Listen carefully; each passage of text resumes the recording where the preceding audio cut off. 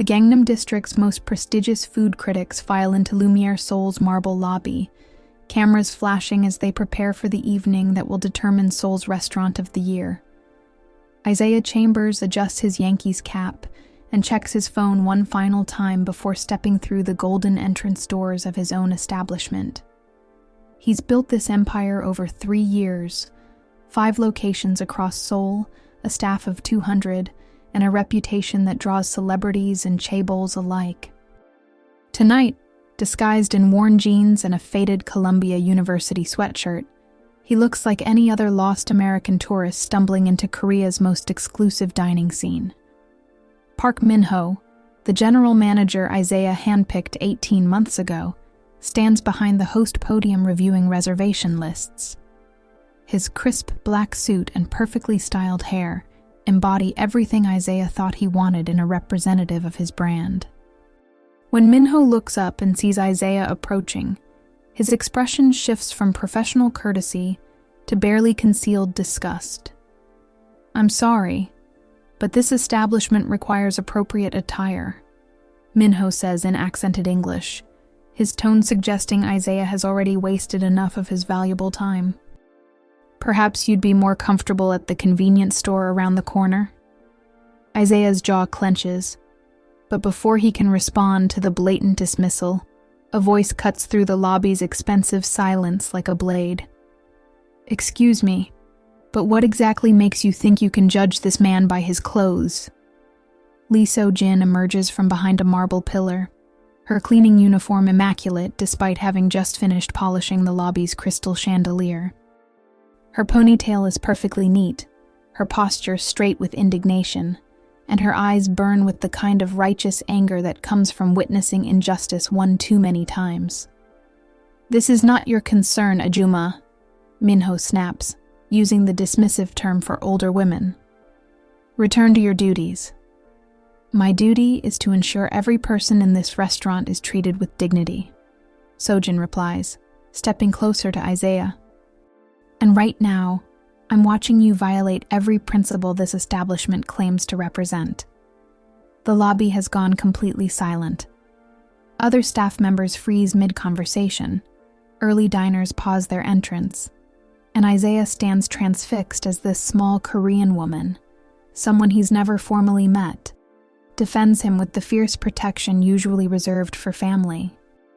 "Sir," So-jin addresses Isaiah directly, her English careful but clear, "please don't let this man's ignorance reflect on all of us. You deserve respect, regardless of what you're wearing." Min-ho's face flushes red with fury and embarrassment. Several other managers have emerged from the back office, drawn by the commotion, and Isaiah realizes this confrontation is about to explode into something that will expose everything he came here to discover. The question hanging in the marble air isn't just about dress codes or customer service.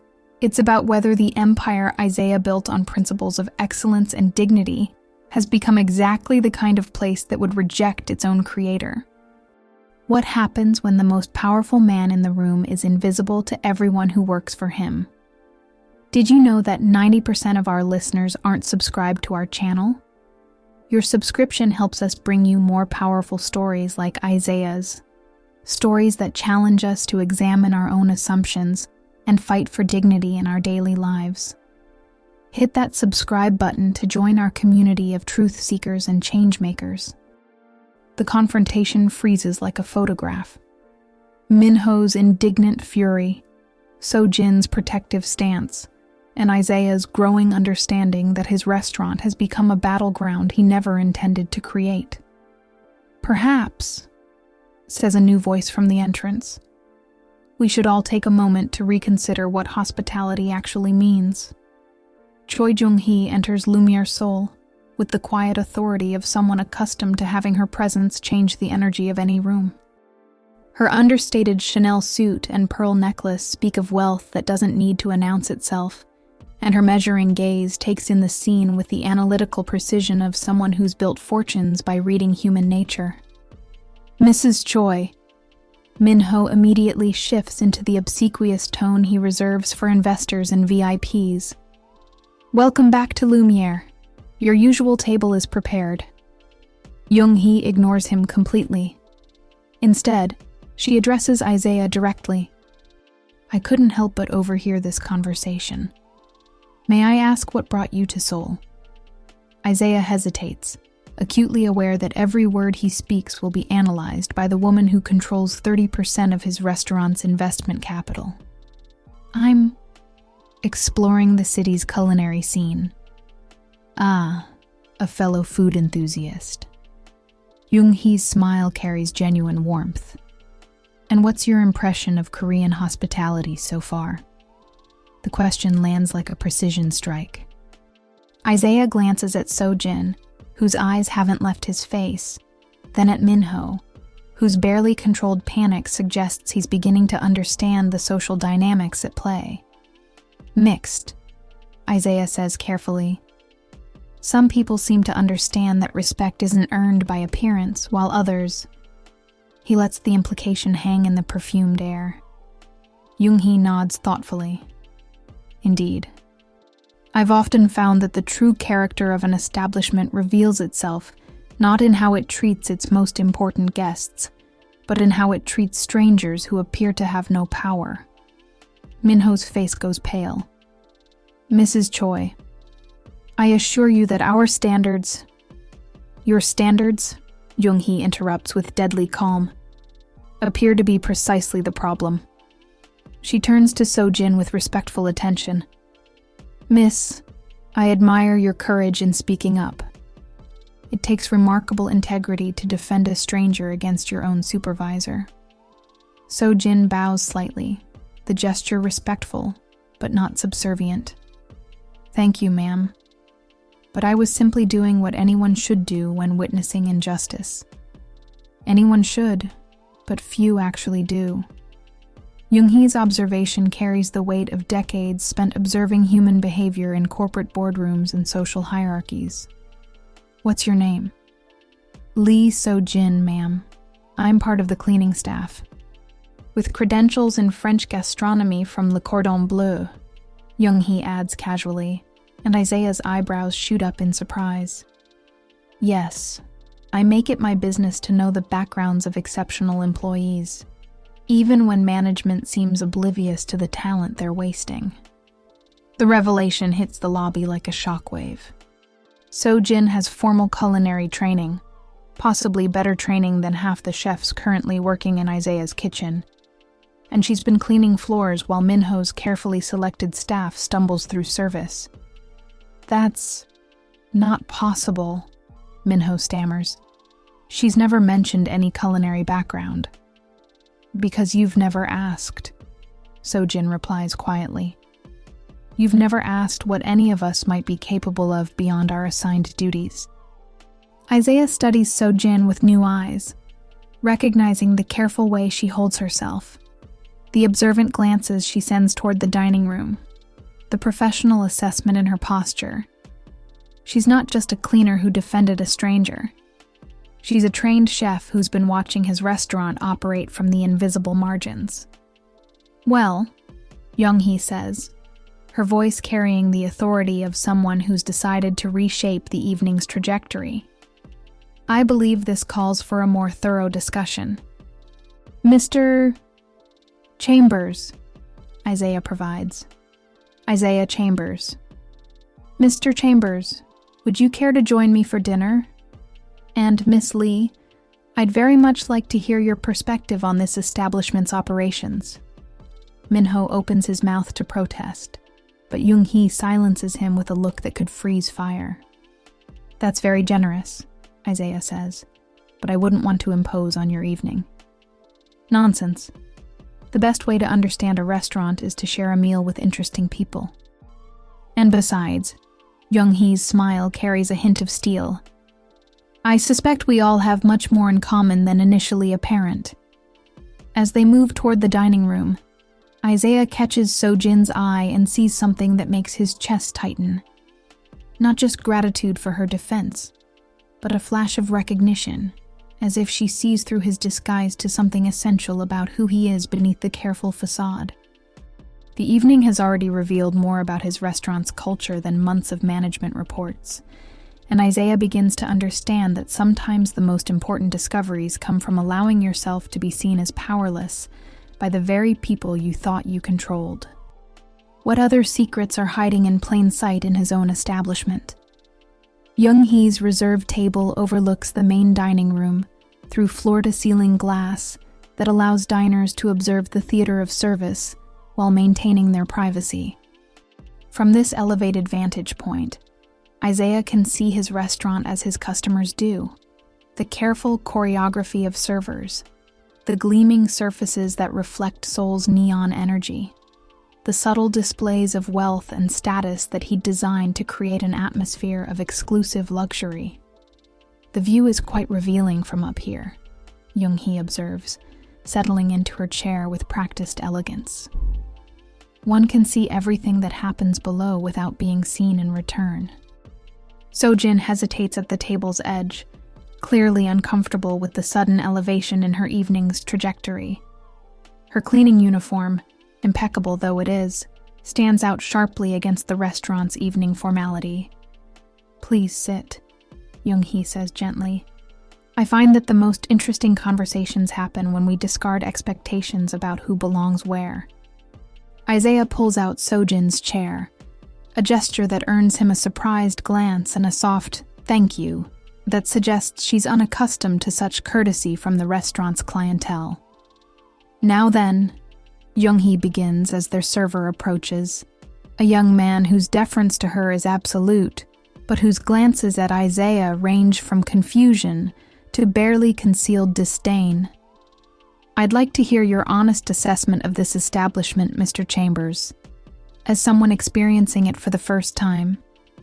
The server takes their drink orders with professional efficiency, though Isaiah notices the slight delay before each "yes, sir" when addressing him, as if the courtesy requires conscious effort rather than automatic respect. "The ambiance is impressive," Isaiah says carefully, acutely aware that Sojin is listening to his every word with the focused attention of someone who genuinely cares about his opinion. The design creates a sense of exclusivity and sophistication. "But," Young-hee prompts, clearly expecting more substantive analysis. Isaiah glances toward the main dining room, where Minho moves between tables with the calculated charm of a man performing hospitality rather than genuinely providing it.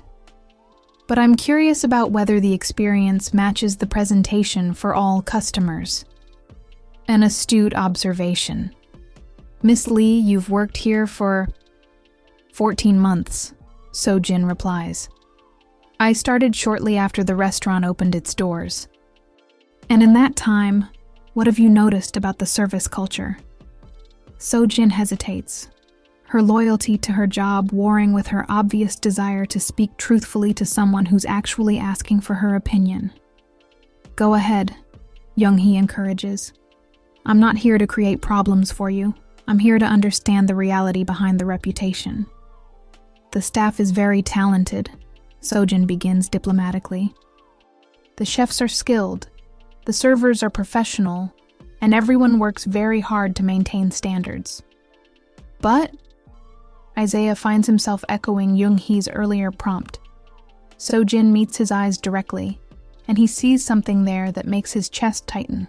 Not just honesty, but a genuine desire to protect something she believes this restaurant could become. But some guests are made to feel more welcome than others. Some servers receive better schedules and more lucrative shifts based on their family connections rather than their ability, and some talented people are overlooked because their backgrounds don't match what management considers appropriate for the establishment's image. The critique is delivered with surgical precision, each word chosen to convey truth without crossing into insubordination. Isaiah recognizes the careful balance. Sojin has clearly given considerable thought to the restaurant's dynamics, analyzing them with the eye of someone who understands hospitality as both an art and a business. "Can you give me an example?" Young-hee asks, and Isaiah realizes she's conducting an impromptu audit of his operation through the one person who's been observing it from the ground level. Sojin glances toward the main dining room, where a server is seating an elderly Korean couple at a table near the kitchen doors. Clearly one of the less desirable locations despite the early hour and available prime seating. The gentleman arriving now is Mr. Park Sang-woo. He's a retired construction worker who saved for months to bring his wife here for their 40th wedding anniversary. But because his clothes are modest and he doesn't speak English, he'll be given inferior service, a less favorable table, and shorter attention from the sommelier, despite the fact that his reservation was made weeks in advance. Isaiah watches the scene unfold exactly as Sojin predicted. The server's body language shifts from professional courtesy to barely concealed impatience, as Mr. Park struggles to communicate his request for wine recommendations in accented English mixed with Korean. "That's unacceptable," Isaiah says before he can stop himself. "Yes," Jung-hee agrees quietly. "It is. Miss Lee, if you were in charge of this establishment, how would you address these issues?" The question clearly catches Sojin off guard. She stares at Jung-hee with wide eyes, as if being asked for her professional opinion is so unprecedented she's not sure how to respond. I would implement comprehensive cultural sensitivity training for all staff," she says, her confidence growing as she speaks. "I would establish clear protocols for guest treatment that prioritize respect over assumptions about spending power. And I would create advancement opportunities based on merit rather than connections." Isaiah leans forward, genuinely intrigued. "What about the kitchen operations?" "The kitchen produces excellent food, but the plating and presentation could reflect more authentic Korean influences while maintaining the French foundation. The wine selection is impressive, but lacks Korean traditional beverages that might appeal to local guests who feel intimidated by the exclusively European focus." Her analysis is thorough, professional, and reveals an understanding of both the establishment's strengths and its blind spots that Isaiah's own management team has failed to provide. "You've given this considerable thought," Jung-hee observes. Sojin flushes slightly. "I care about this place. When I see guests like Mr. Park being treated poorly, it breaks my heart because I know how proud they are to be here, how much this evening means to them. Every guest who walks through those doors has a story, has worked to earn their presence here, and deserves to feel welcomed regardless of their appearance or language ability." The passion in her voice is unmistakable, and Isaiah finds himself moved by the genuine care she expresses for strangers' experiences in his establishment. "That's a beautiful philosophy," he says quietly. "It's the philosophy this restaurant was founded on, according to the mission statement displayed in our employee break room," Sojin replies. "I just wish the management understood that hospitality is about making people feel valued, not about enforcing social hierarchies." The observation hits Isaiah like a physical blow. She's quoting his own words back to him, words he'd written personally for the employee handbook, words that apparently exist only on paper while the actual culture develops according to different priorities entirely. Their conversation is interrupted by Minho's approach to their table, his expression carefully controlled, but his tension obvious in the set of his shoulders. "Mrs. Choi, I wanted to personally ensure your dining experience is exceptional this evening," he says, pointedly ignoring both Isaiah and Sojin. "I've instructed the kitchen to prepare our signature tasting menu with premium wine pairings." "Actually," Jung-hee replies smoothly, "I'd prefer to order a la carte after consulting with my dining companions. Mr. Chambers here has excellent insights about culinary experiences, and Miss Lee has been providing fascinating perspectives about service culture." Minho's smile becomes strained. "Of course, though I should mention that Miss Lee will need to return to her duties shortly. We have a very busy evening ahead." "Miss Lee is currently my guest," Jung-hee says, with the quiet authority of someone who's accustomed to having her preferences become non-negotiable realities. I'm sure her supervisor can manage without her for a few hours. The power play is subtle but decisive. Minho has no choice but to retreat, but Isaiah can see the calculation in his eyes. This evening will have consequences for Sojin once Junghee's protection is removed. Thank you, Sojin says quietly, after Minho retreats. But I don't want to cause problems for the other cleaning staff by leaving them short-handed. Your consideration for your colleagues is admirable, Junghee replies.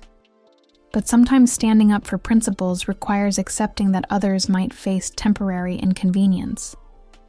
Isaiah studies Sojin's profile as she watches Minho return to his post, her expression thoughtful rather than triumphant. She's not enjoying the confrontation or the power play. She's genuinely concerned about the ripple effects of tonight's events on people who depend on their jobs to survive. What price will she pay tomorrow for defending a stranger tonight? The evening service unfolds like a carefully staged performance, but Isaiah now sees the production from an entirely different angle. Through Sojin's quietly provided commentary and Junghee's strategic questions, he begins to understand the invisible hierarchies and casual cruelties that have developed in his absence. The server attending table 12 is Kim Jae-sung, Sojin explains as they wait for their appetizers. He's one of our most skilled team members, but he only gets the premium shifts when the senior servers are unavailable because his father works in construction rather than finance. Isaiah watches Jae-sung move through the dining room with fluid professionalism, his timing perfect and his attention to detail exceptional. The young man's skill is obvious to anyone actually observing the service, but Isaiah realizes he's been seeing his staff through management's filtered reports rather than through direct observation. And the woman who just seated the foreign business delegation? Junghee inquires, following Isaiah's earlier pattern of asking Sojin to explain the restaurant's social dynamics. Han Mi-kyung. She's very popular with international guests because she speaks 4 languages fluently, but Mr. Minho rarely schedules her for Korean VIP tables because he believes foreign features make local guests uncomfortable. The casual xenophobia of the observation makes Isaiah's jaw clench. He's built his career on the belief that excellence in hospitality transcends cultural boundaries, but his own establishment has apparently developed practices that would make him furious if he encountered them as a customer. These patterns seem quite established, Junghee observes. How long have they been developing? Sojin considers the question carefully. The changes became more pronounced about 8 months ago, when the restaurant received several prestigious reviews and began attracting more high-profile clientele. Mr. Minho implemented new protocols designed to maintain what he called appropriate standards for our elevated reputation. 8 months ago. Isaiah remembers the period clearly.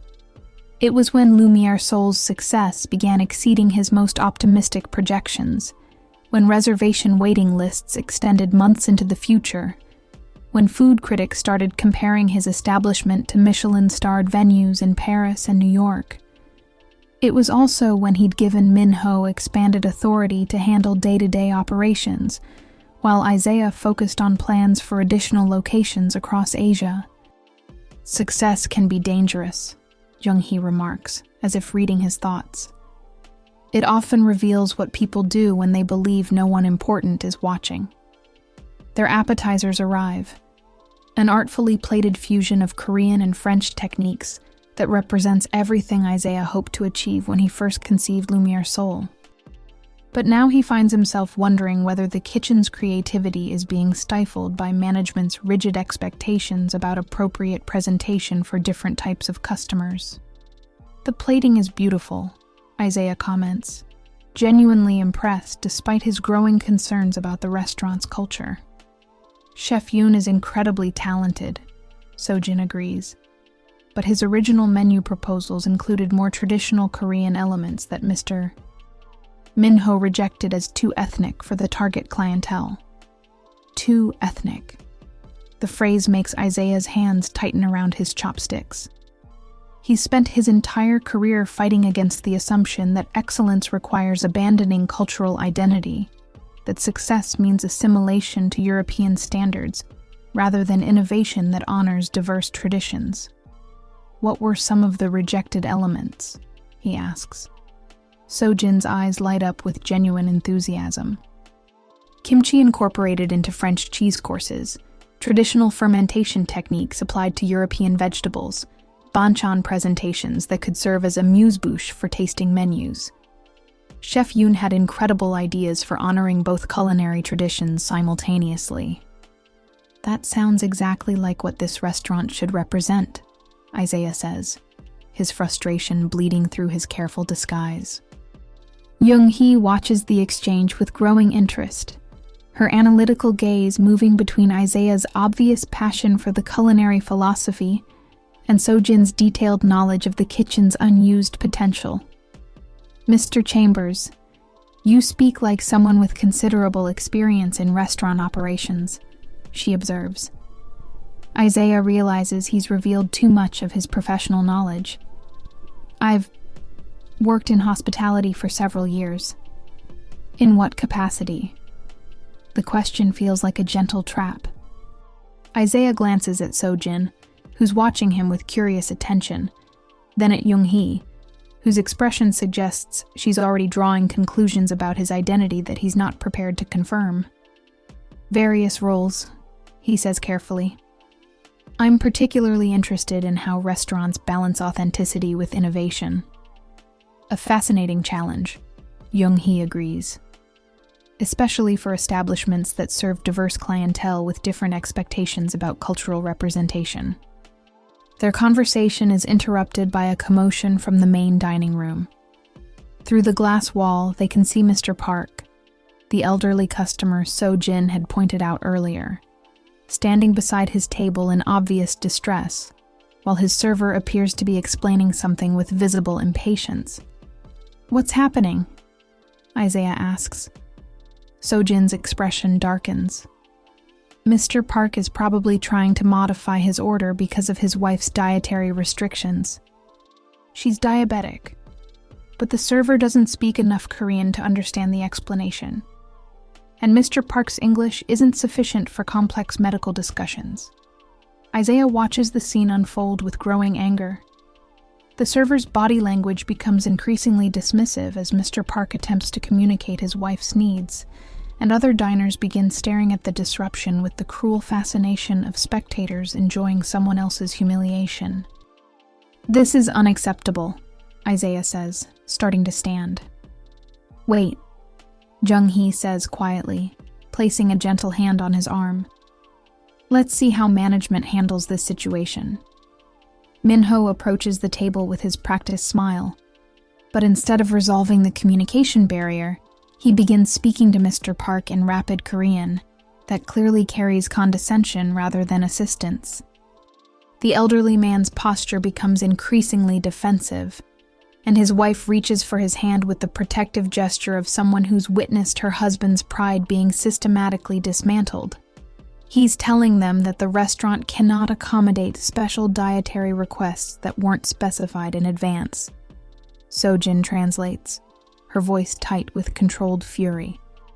He's suggesting they might be more comfortable at a restaurant that specializes in simple Korean food rather than sophisticated international cuisine. He's telling them to leave, Isaiah says, and it's not a question. He's telling them they don't belong here. The words hit Isaiah like a physical blow.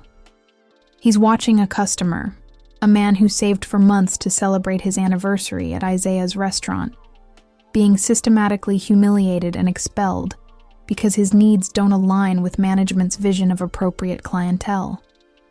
I have to do something, Isaiah says. Yes, Jung-hee agrees. You do. But first, you need to decide whether you're doing it as a concerned customer or as someone with the authority to ensure this never happens again. The question hangs between them like a challenge. Isaiah realizes he's reached a decision point that will determine not just the outcome of this evening, but the entire future of his relationship with the establishment he created and the people who work within it. What happens when principles collide with the comfortable distance of corporate leadership? Isaiah stands without conscious decision, his movement cutting through the elegant ambiance like a stone through glass. Young-hee and So-jin watch him stride toward the main dining room, his posture shifted from the casual observer he'd been moments before to something altogether more purposeful and dangerous. The dining room's quiet conversations fade as Isaiah approaches Mr. Park's table, where Minho continues his dismissive explanation, while the elderly couple gathers their belongings with the defeated dignity of people accustomed to being turned away from places they'd hoped to belong. "Excuse me," Isaiah says, his voice carrying the authority he spent 3 years learning to modulate in corporate boardrooms. "Is there a problem here?" Minho turns with barely concealed irritation at the interruption. "Sir, this is a private conversation between management and our guests. Please return to your table." "Actually," Isaiah replies, his tone remaining perfectly level while his eyes burn with controlled fury, "I think this concerns everyone in this restaurant." He addresses Mr.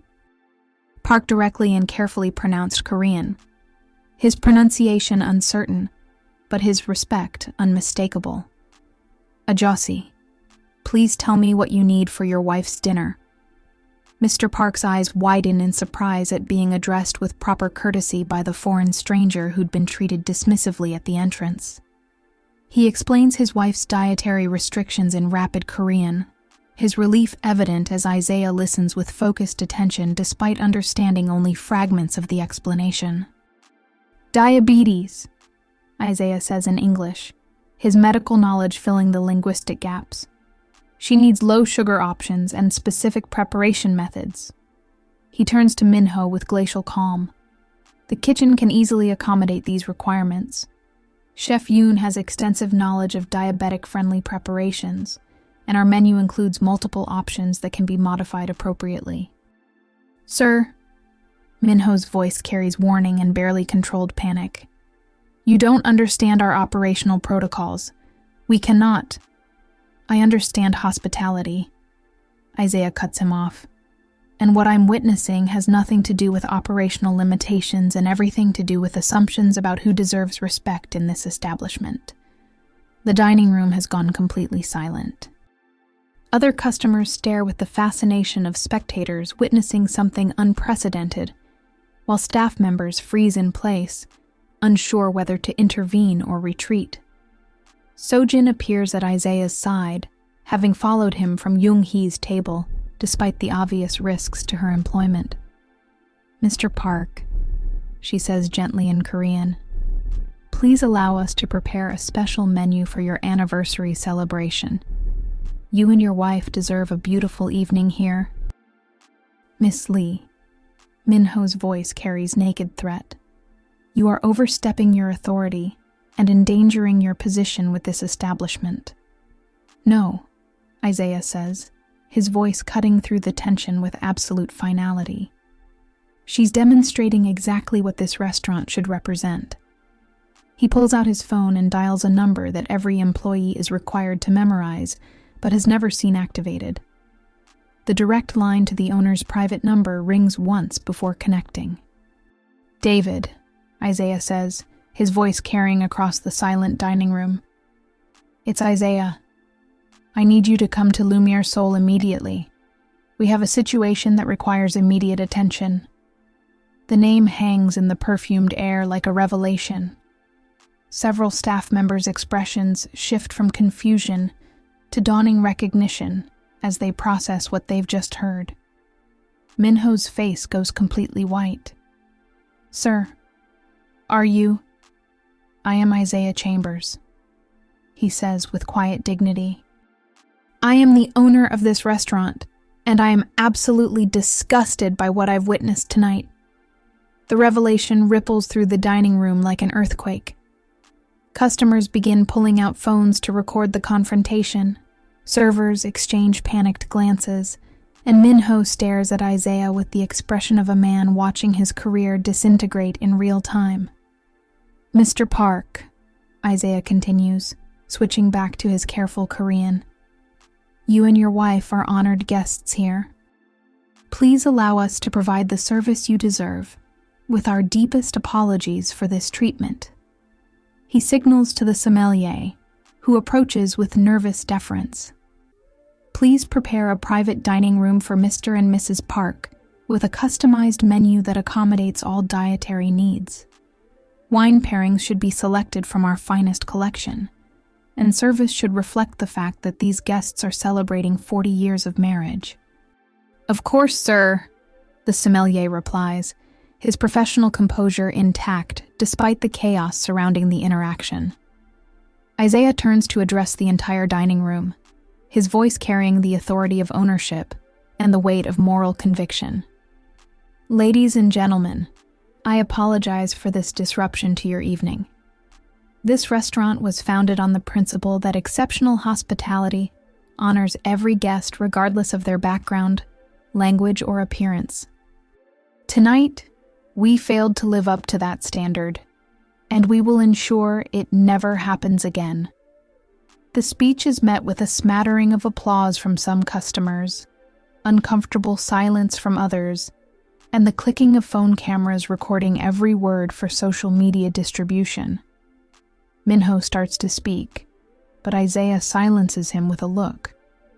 We'll discuss your employment status privately, Isaiah says, along with a comprehensive review of this establishment's policies and practices. Sojin stands beside Isaiah, her expression a mixture of vindication and concern. She's watched the restaurant's owner reveal himself to protect strangers from the discrimination she's witnessed daily, but she also understands that revelations of this magnitude create ripple effects that will transform everyone's reality. How do you rebuild trust when the foundation was built on deception? 20 minutes later, David Kim arrives at Lumiere Seoul with the efficiency of someone accustomed to managing crises for his demanding employer. His tailored suit and leather briefcase mark him as corporate authority, but his immediate deference to Isaiah confirms the power dynamics that have just been revealed to the restaurant's stunned staff. Sir, David says, approaching Isaiah with the careful formality they maintain in public settings. I came as soon as I received your call. What's the situation?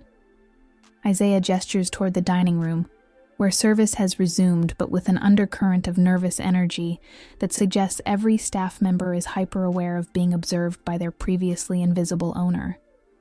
We have a culture problem, Isaiah says simply. One that's apparently been developing for months, while I trusted management to maintain the values this establishment was founded on.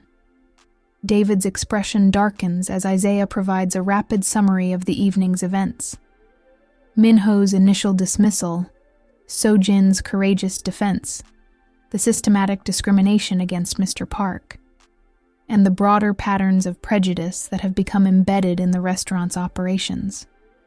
I see, David says, his tone carrying the deadly calm that Isaiah's employees have learned to fear more than any outburst.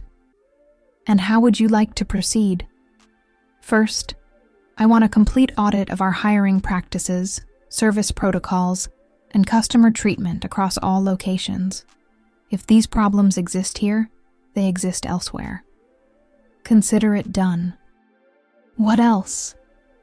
Isaiah glances toward Jung-hee's table, where she continues to observe the aftermath with the analytical attention of someone evaluating an investment's long-term viability.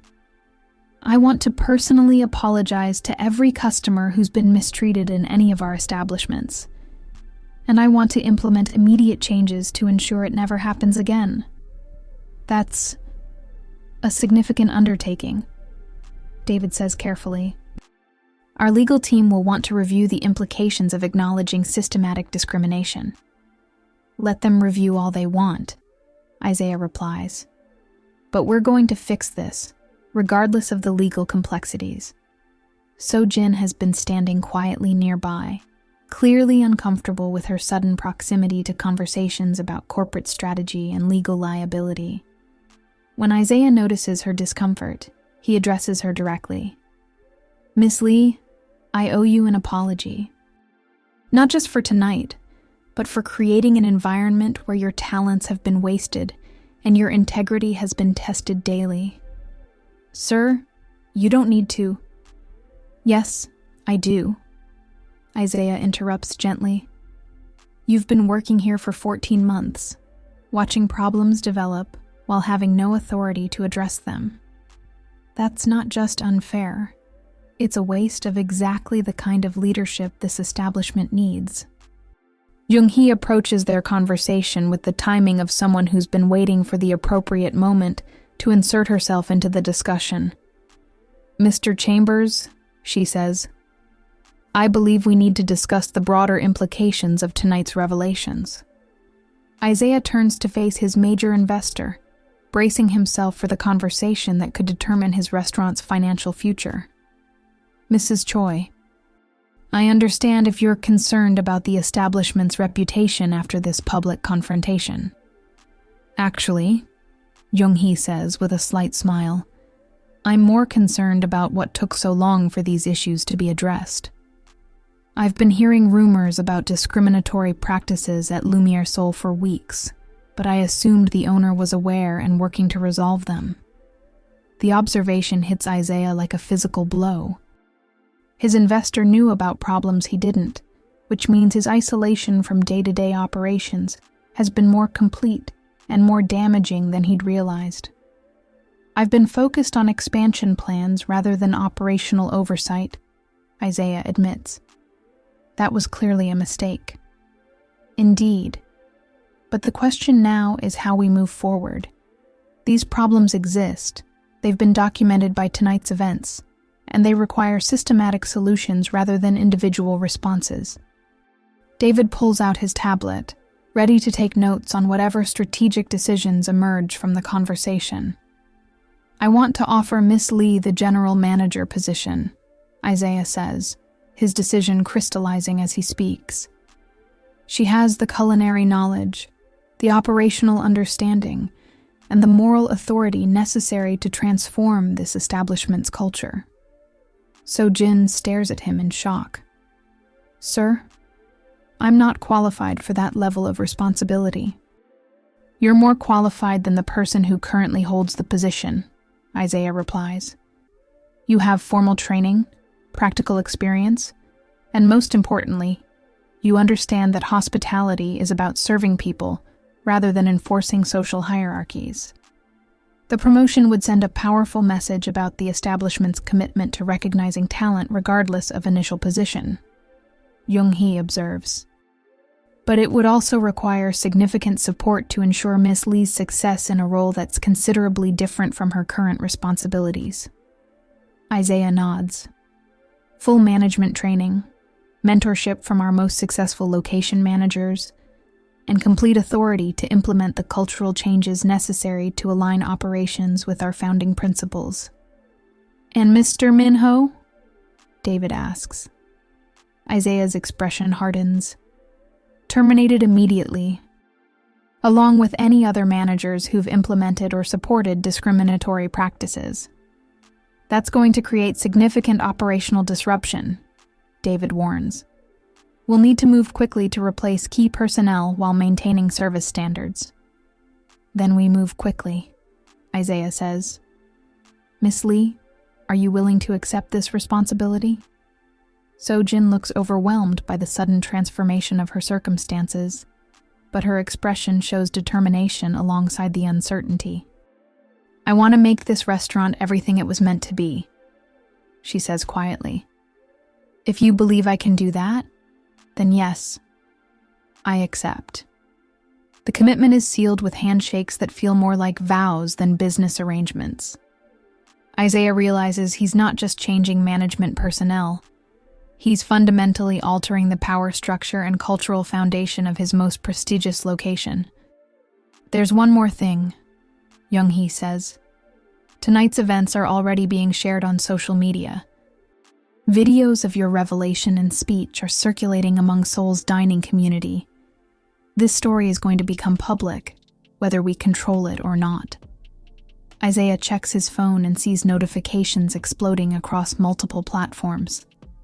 Videos of his confrontation with Minho, his speech to the dining room, and his defense of Mr. Park are already accumulating thousands of views and hundreds of comments. Then we get ahead of the story, Isaiah decides. We announce the management changes, acknowledge the problems, and commit publicly to the solutions. That's a high-risk strategy, David warns. Acknowledging systematic discrimination could expose us to legal challenges and reputational damage. We're already exposed, Isaiah replies. The difference is whether we address it proactively and authentically, or wait for others to define the narrative for us. As if summoned by their conversation, Minho appears at the edge of their group, his earlier confidence replaced by desperate anxiety. "Mr. Chambers, sir, I need to speak with you privately about tonight's misunderstandings." "There were no misunderstandings," Isaiah cuts him off. "There were policy decisions that violated every principle this restaurant was founded on, and there were consequences for those decisions."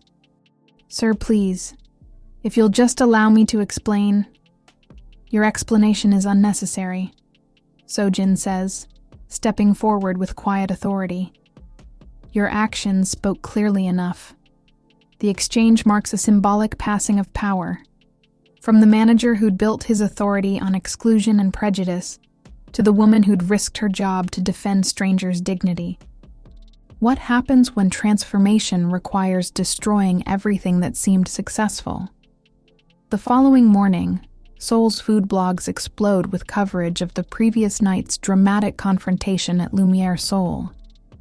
Video clips of Isaiah's revelation and speech circulate across social media platforms, generating thousands of comments and shares that range from supportive to skeptical to accusatory. Isaiah sits in his private office above the restaurant, reading reactions on his laptop, while David provides updates on the overnight developments. "The Korea Herald wants an exclusive interview about your commitment to addressing discrimination in Seoul's hospitality industry," David reports. "The Chosun Ilbo is running a feature about foreign business owners' responsibility to understand Korean cultural dynamics. And we've received 47 calls from other restaurant owners asking for consultation on diversity training." "What about negative coverage?" Isaiah asks, knowing that revelations of this magnitude inevitably generate backlash. Several conservative dining blogs are questioning whether public confrontations about discrimination are appropriate in upscale establishments. Some commenters are suggesting that you created drama to generate publicity for the restaurant. Isaiah scrolls through the comment sections of various articles, seeing the predictable range of human responses to stories about prejudice and power.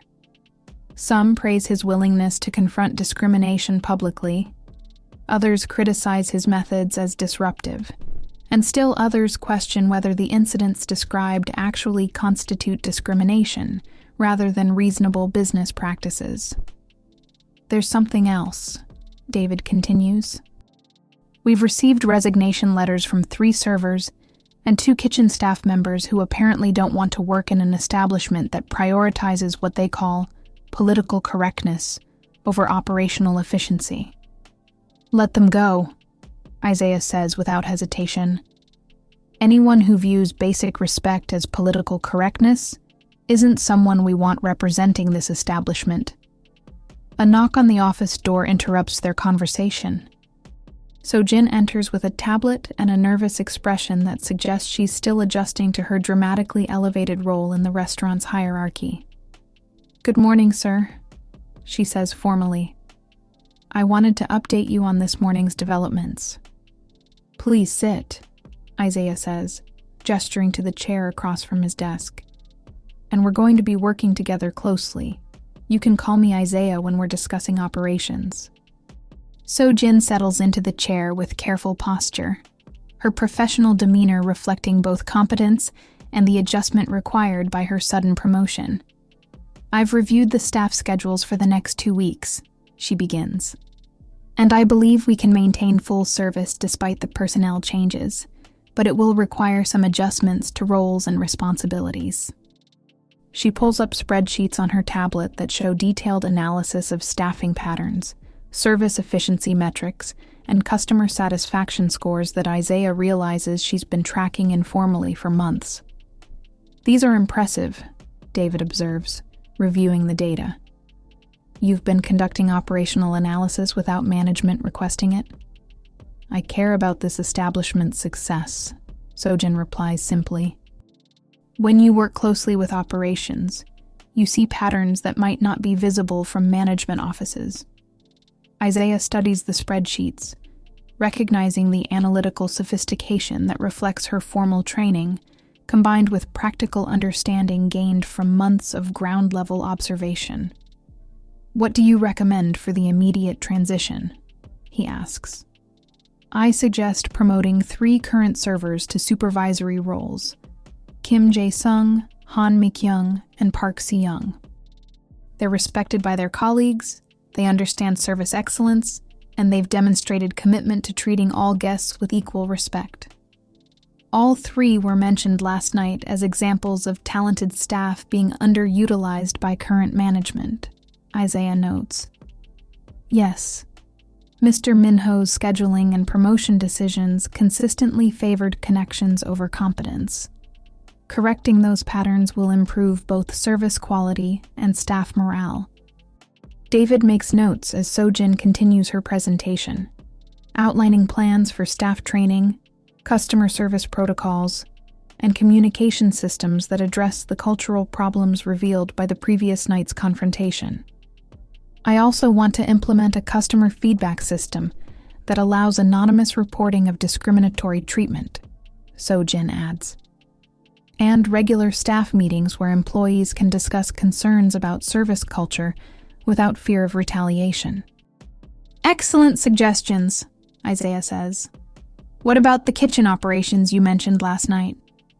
Sojin's expression brightens with genuine enthusiasm. "I've already spoken with Chef Yoon about incorporating more Korean traditional elements into our menu presentations. He's excited about the creative possibilities, and he believes the changes will distinguish us from other high-end establishments that focus exclusively on European techniques." Isaiah feels a sense of relief that extends beyond operational concerns. Sojin's vision for the restaurant aligns with his original intentions in ways that Minho's management never had, suggesting that the cultural transformation might restore rather than compromise the establishment's authenticity. Their planning session is interrupted by David's phone, which rings with the specific tone he uses for urgent business calls. "It's Young-hee," he reports after checking the caller ID. "Put her on speaker," Isaiah instructs. "Good morning, Isaiah, David, Miss Lee." Young-hee's voice carries clearly through the office speakers. "I'm calling to discuss the media response to last night's events and their implications for our business relationship." Isaiah braces himself for the conversation that could determine the restaurant's financial future. "I've been monitoring the coverage," Young-hee continues, "and I want to commend you for taking decisive action to address systematic problems.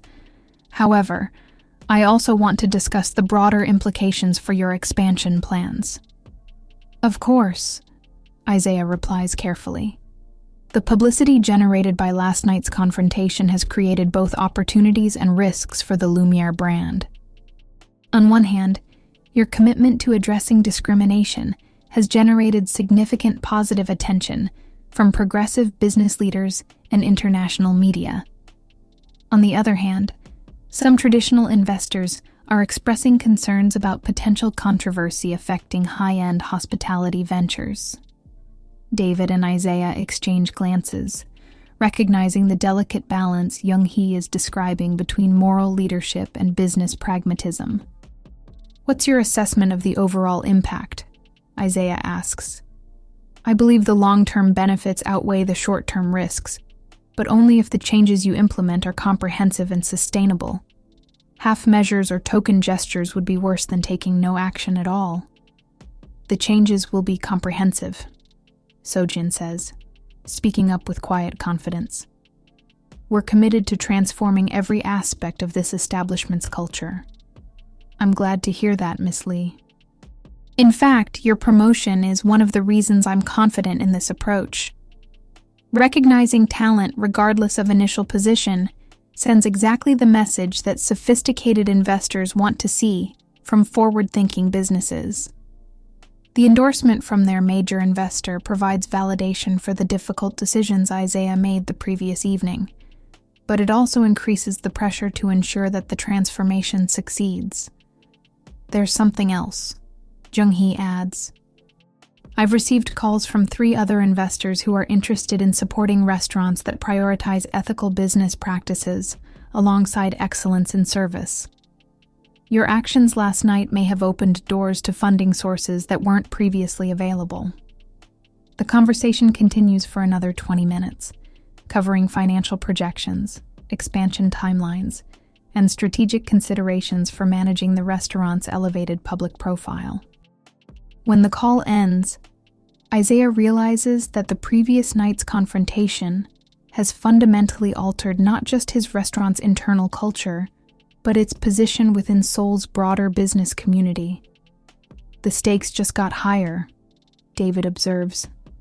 They were already high, Sojin says quietly. Every customer who walks through those doors deserves to be treated with dignity. Everything else is just business. Her perspective provides clarity that cuts through the complexity of corporate strategy and media management. Isaiah realizes that maintaining focus on the fundamental principle, respect for human dignity, will guide every other decision they need to make. But what happens when the person you deceived becomes the person you depend on most? 3 days later, Sojin stands in Isaiah's office for their daily operational meeting, but her demeanor has shifted from the collaborative energy of previous sessions to something more guarded and distant. Isaiah notices the change immediately, recognizing the signs of someone wrestling with difficult realizations. The new service protocols are being implemented successfully, she reports with professional efficiency. Customer satisfaction scores have improved by 15%, and staff morale surveys show significant positive changes since the management restructuring. That's excellent, Isaiah says, but he can sense the undercurrent of tension that her formal tone can't quite conceal. Is there something else we need to discuss? Sojin hesitates, her professional composure wavering slightly. Sir, I need to ask you something, and I hope you'll answer honestly. Isaiah feels his stomach tighten, recognizing the tone of someone who's discovered uncomfortable truths. Of course. What's your question? How long were you planning to maintain your undercover evaluation before revealing your identity? The question hangs between them like an accusation. Isaiah realizes that Sojin has been analyzing the events of that first evening, probably discussing them with colleagues, and has begun to understand the full implications of his deception. I hadn't established a specific timeline, he says carefully. The evaluation was intended to provide insight into operations that might not be visible through traditional management reports. So you were prepared to let me believe I was defending a stranger who was being treated unjustly, rather than the owner who had the power to change the situation at any time. Her voice carries hurt alongside the anger, and Isaiah realizes that the betrayal she feels extends beyond professional concerns to personal disappointment in someone she'd begun to respect. Sojin, I understand why you're upset. Do you? She interrupts, her careful formality cracking to reveal genuine emotion. Because I defended you that first night, not because I thought it would benefit my career, but because I believed it was the right thing to do. I risked my job to protect someone I thought was powerless, only to discover that he had more power than anyone else in that room. Isaiah feels the weight of her accusation because it contains fundamental truth. He had allowed her to take personal and professional risks on his behalf, while concealing the fact that he could have resolved the situation with a single phone call. You're right to feel deceived, he says quietly, and you're right to question my methods. But I want you to understand that watching you defend me, watching your courage and integrity in that moment. Convinced me that this restaurant needed your leadership more than it needed my hidden evaluation. That's not the point, So-jin says, standing and moving toward the window that overlooks the dining room. The point is that you allowed me to act on incomplete information while you had complete knowledge of the situation. That's manipulation, regardless of the outcome. Isaiah recognizes the accuracy of her assessment. His undercover evaluation had required deception not just of his employees, but of someone who'd shown exceptional moral courage in defending what she believed were his interests as a vulnerable customer. "What would you have done differently if you'd known who I was?" he asks. "I don't know," So-jin admits, turning back to face him. "Maybe I would have acted the same way. Maybe I wouldn't have. But I deserved the opportunity to make that choice based on complete information, rather than your carefully constructed scenario." The honesty of her response reinforces Isaiah's growing understanding that So-jin's value as a manager extends far beyond her technical qualifications to include the kind of moral clarity that can't be taught or faked. "You're absolutely right," Isaiah says. "I owe you an apology, not just for the deception, but for putting you in a position where your integrity was tested without your knowledge or consent. Apologies don't change the fact that this entire promotion, this transformation of the restaurant, is built on a foundation of lies," So-jin says, her voice carrying the exhaustion of someone who's spent days wrestling with ethical complexities. "How do I lead a team based on principles of honesty and respect when my own position resulted from manipulation?" The question strikes at the heart of Isaiah's ethical dilemma. He'd convinced himself that the ends justified the means, that exposing discrimination and promoting talented people validated the deceptive methods he'd used to gather information. "The problems we discovered were real," Isaiah says. Minho's discrimination, the systematic mistreatment of customers like Mr. Park, the waste of talent throughout our staff, none of that was manufactured by my undercover evaluation. "But your solution was," So-jin counters. "You didn't promote me because of my qualifications or my performance record. You promoted me because I unknowingly performed my integrity for your hidden evaluation." Isaiah realizes that So-jin has identified the fundamental flaw in his approach. By making decisions based on his undercover observations, he'd turned sincere human interactions into unknowing auditions for roles the participants didn't know they were competing for. A knock on the office door interrupts their difficult conversation. David enters with his usual professional efficiency, but he stops short when he notices the tension between Isaiah and So-jin.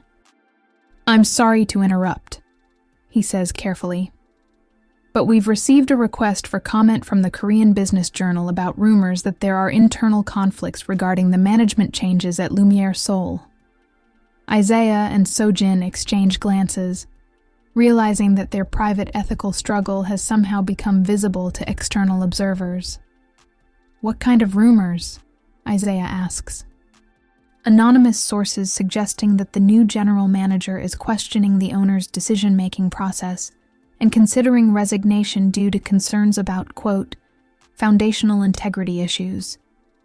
The leak is clearly coming from someone with access to internal information, which means their conversation has either been overheard or So-jin's concerns have been discussed with other staff members who've shared them outside the restaurant.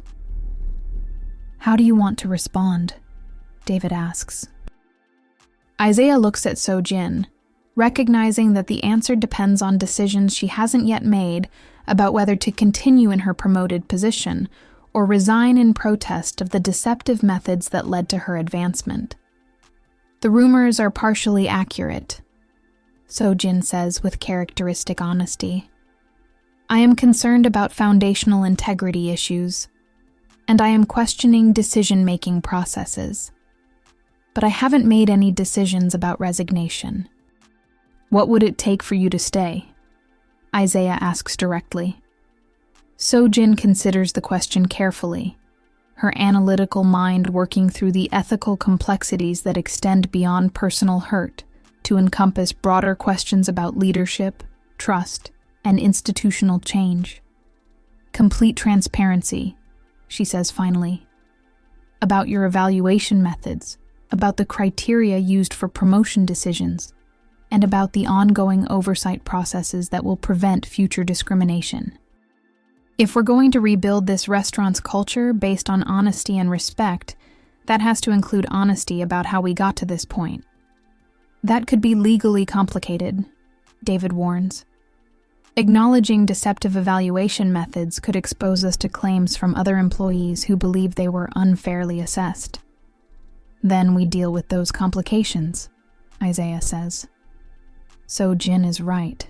We can't build authentic change on a foundation of deception.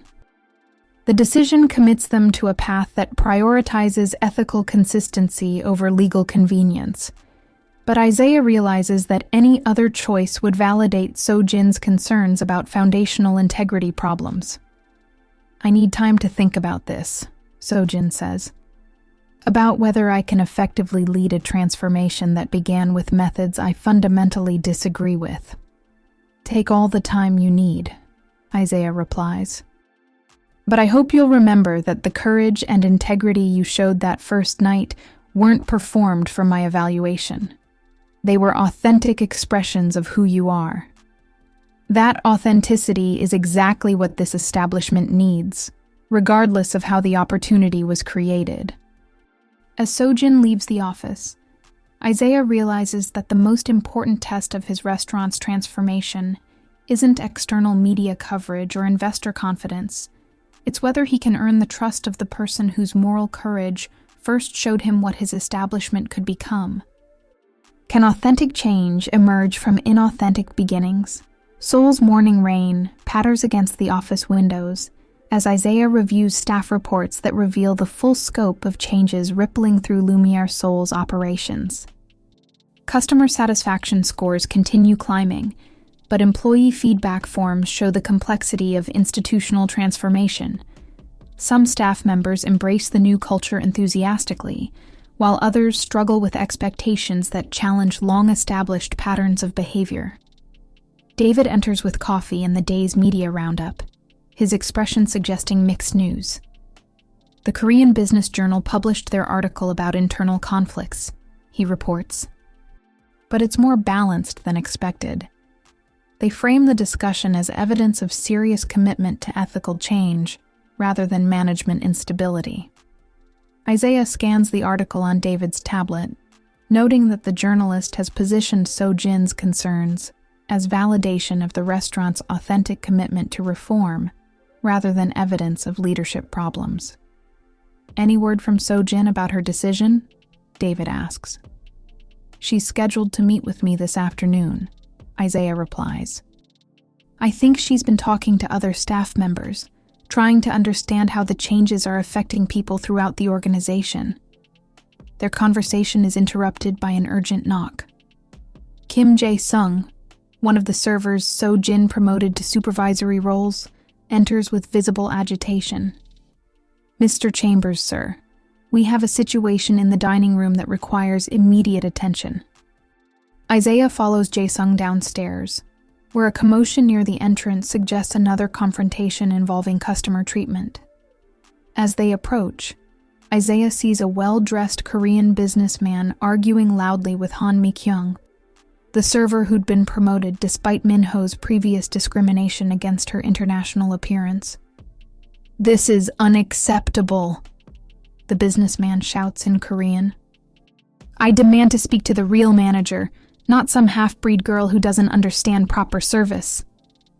Isaiah's blood pressure spikes at the racist language, but before he can intervene, So-jin appears from behind the host station, with the calm authority she's been developing in her new role.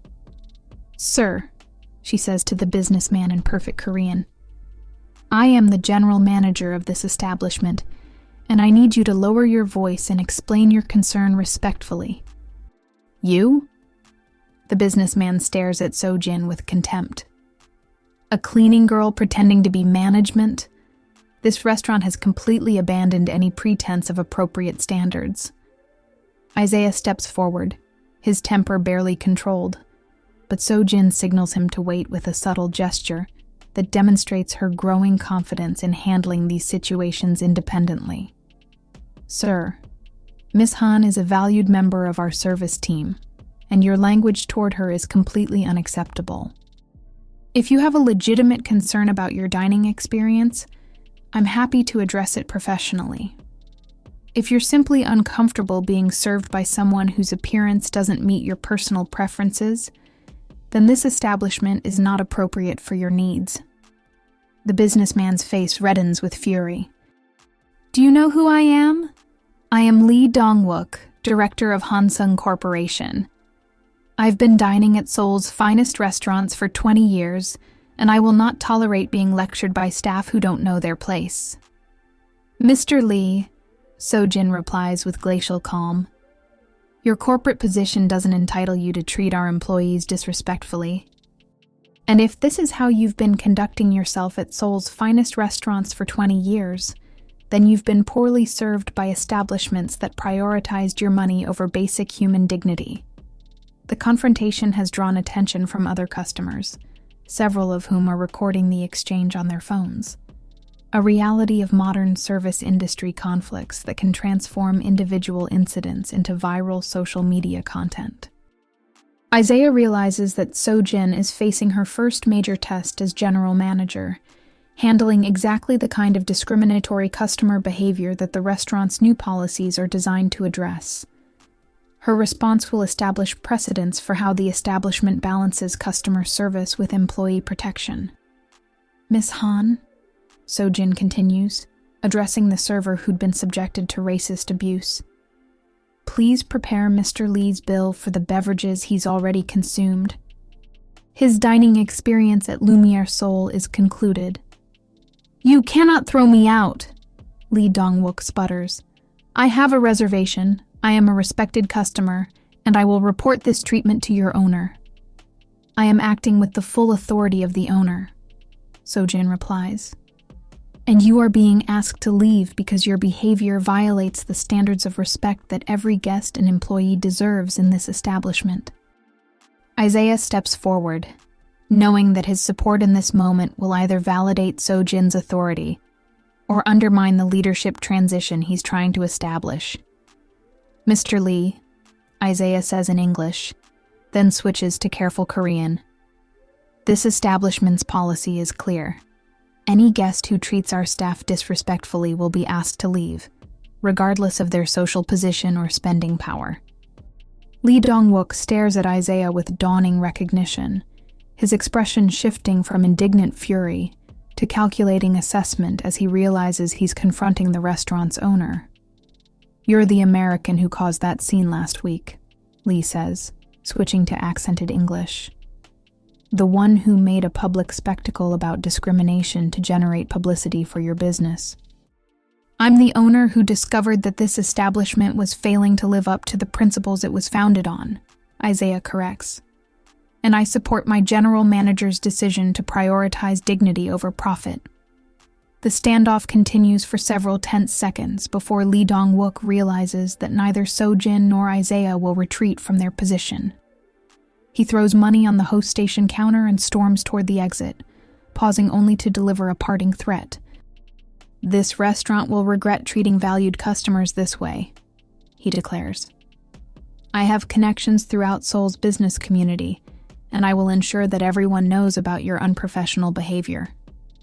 After he leaves, the dining room gradually returns to normal conversation levels.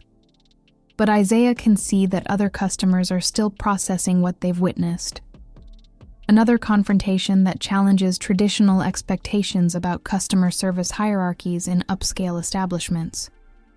You handled that perfectly, Isaiah tells Sojin privately. I handled it the way this establishment's principles require, she replies. But I also just cost us a potentially influential customer and created another public incident that will probably generate more media coverage. Good, Isaiah says, meaning it. Every time we choose principles over profit, We make it clear what this restaurant actually stands for.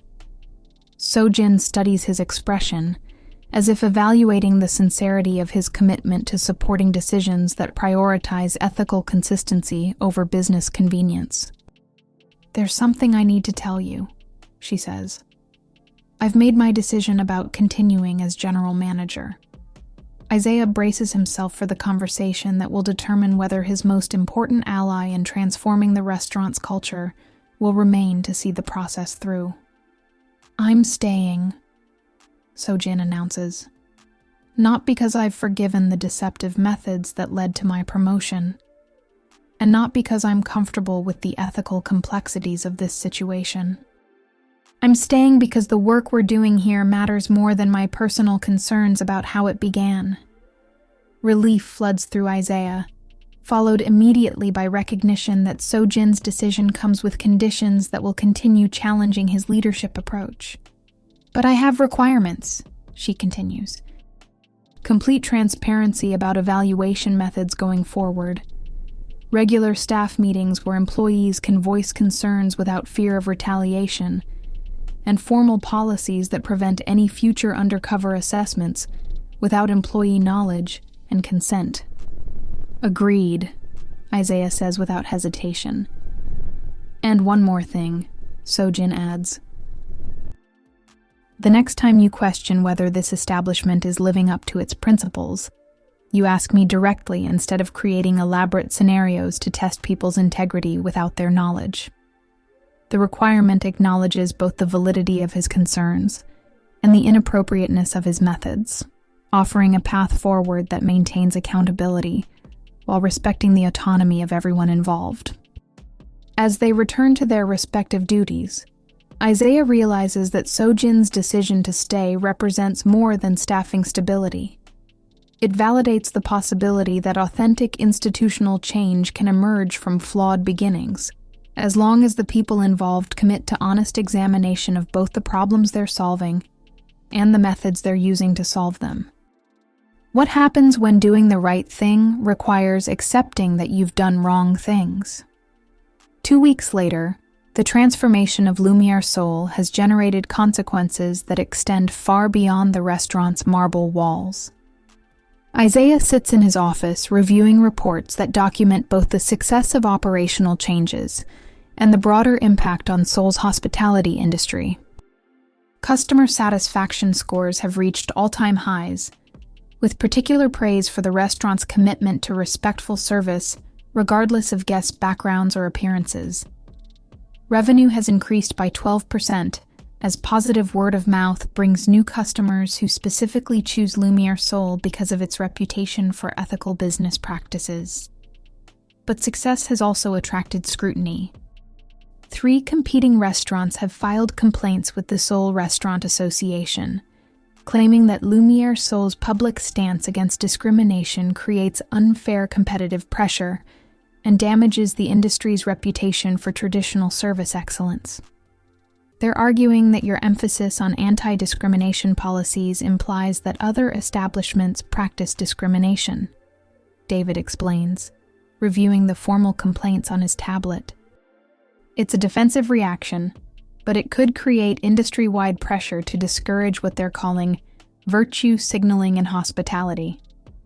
Isaiah studies the complaints, recognizing the familiar pattern of institutions resisting change by framing ethical improvements as attacks on traditional practices. "What's the Restaurant Association's position?" he asks. "Officially neutral. They're scheduling a forum next month to discuss evolving service standards in multicultural dining environments. Unofficially, several board members are concerned about potential government regulation if discrimination complaints increase across the industry."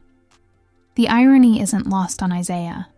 His efforts to address problems within his own establishment have inadvertently created pressure for sector-wide examination of practices that many restaurant owners would prefer to keep invisible. A knock interrupts their discussion. Sojin enters with her daily operational report, but her expression suggests additional concerns beyond routine management updates. "Good morning," she says, settling into her usual chair with documents that have become increasingly comprehensive as her management confidence grows. I need to update you on several developments that require strategic decisions. Of course. What's the situation? So-Jin opens her tablet to reveal spreadsheets tracking not just Lumiere Soul's performance, but comparative analysis of industry trends that demonstrate the broader impact of their policy changes. First, the positive news. We've received 3 job applications from managers at competing restaurants who want to work in an environment that prioritizes ethical service practices. 2 are currently employed at establishments that filed complaints against us with the Restaurant Association. Isaiah raises an eyebrow at the delicious irony of competitors' employees seeking to join the restaurant they're officially criticizing. What about the concerning developments? David asks, recognizing So-Jin's diplomatic approach to delivering difficult news. We've received formal complaints from 5 customers over the past week, So-Jin reports. All involve situations where guests were asked to modify behavior that our staff considered disrespectful toward other customers or employees. Isaiah feels his stomach tighten, knowing that customer complaints in high-end hospitality can quickly escalate into reputation-damaging social media campaigns. What kind of behavior?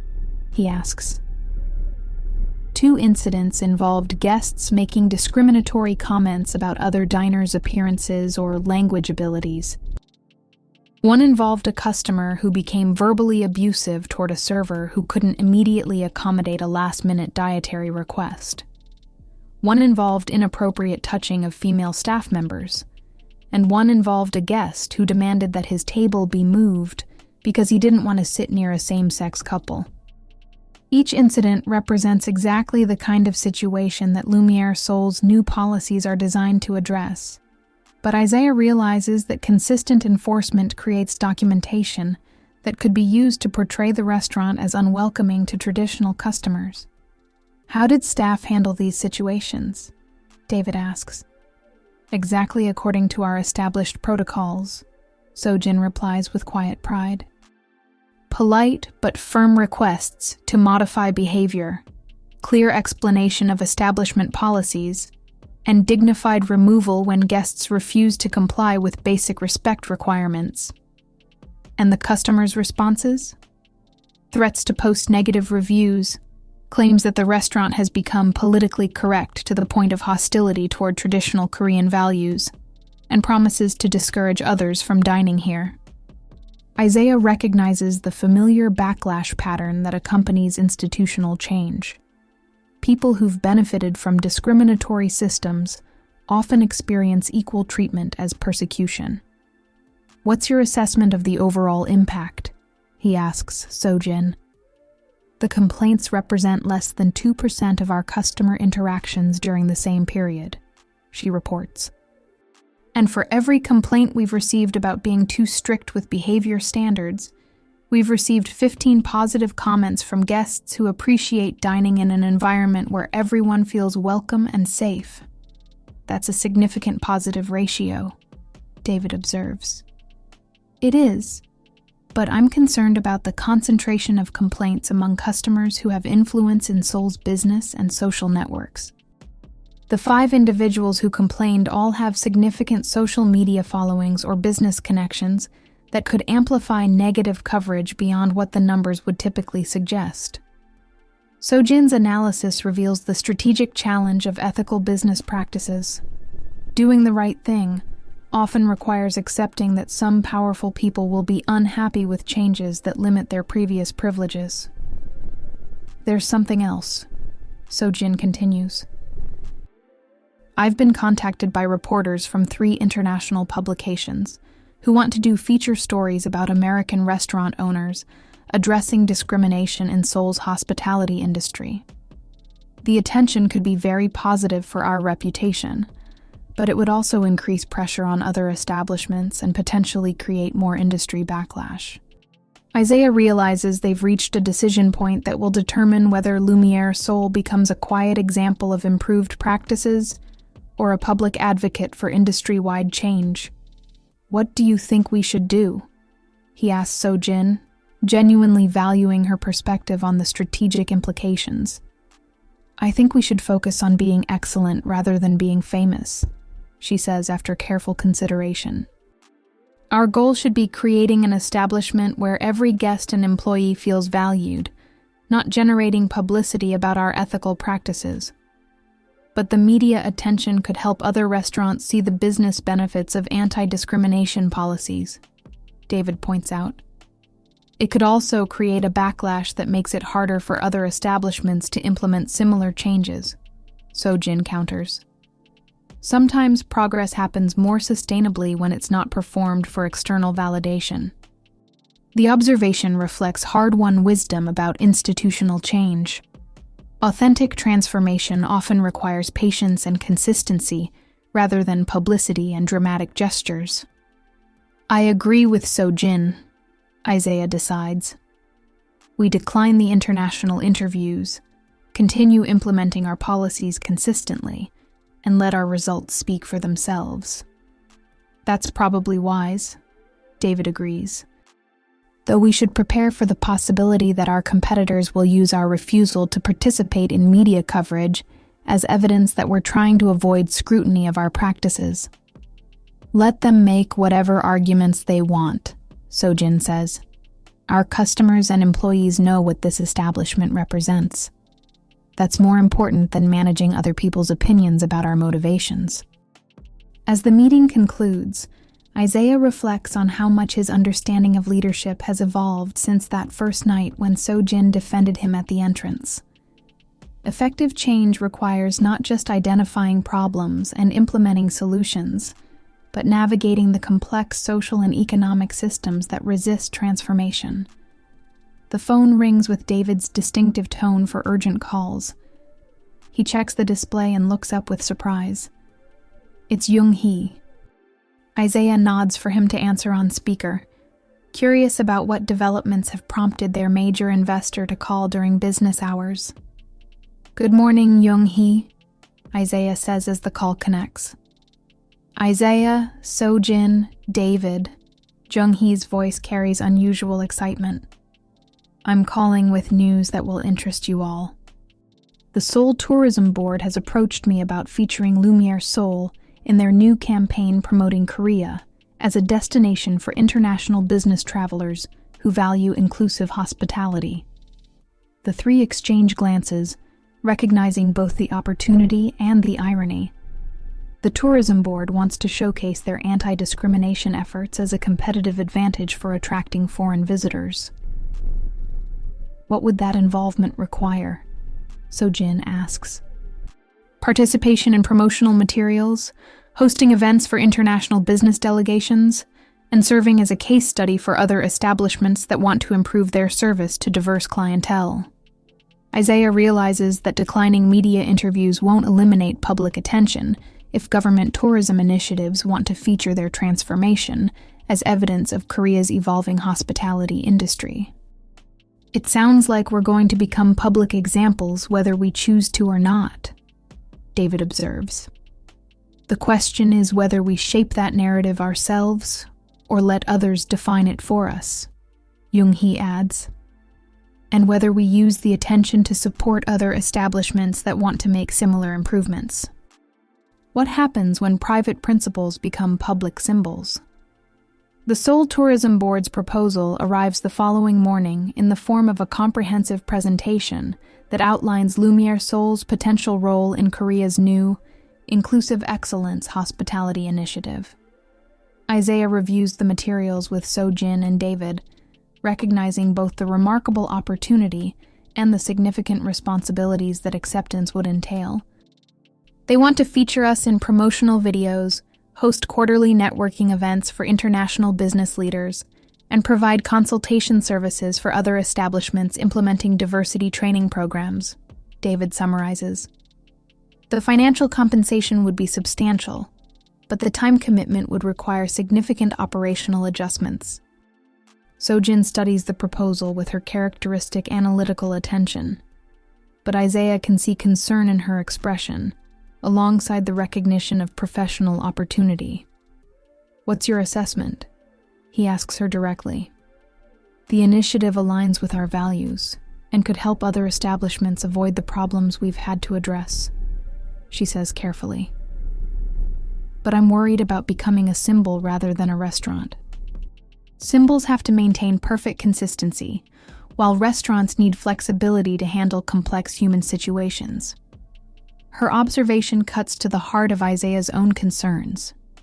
Accepting the tourism board's proposal would elevate Lumiere Seoul from a business that practices ethical hospitality to an institution that represents ethical hospitality for Korea's international image.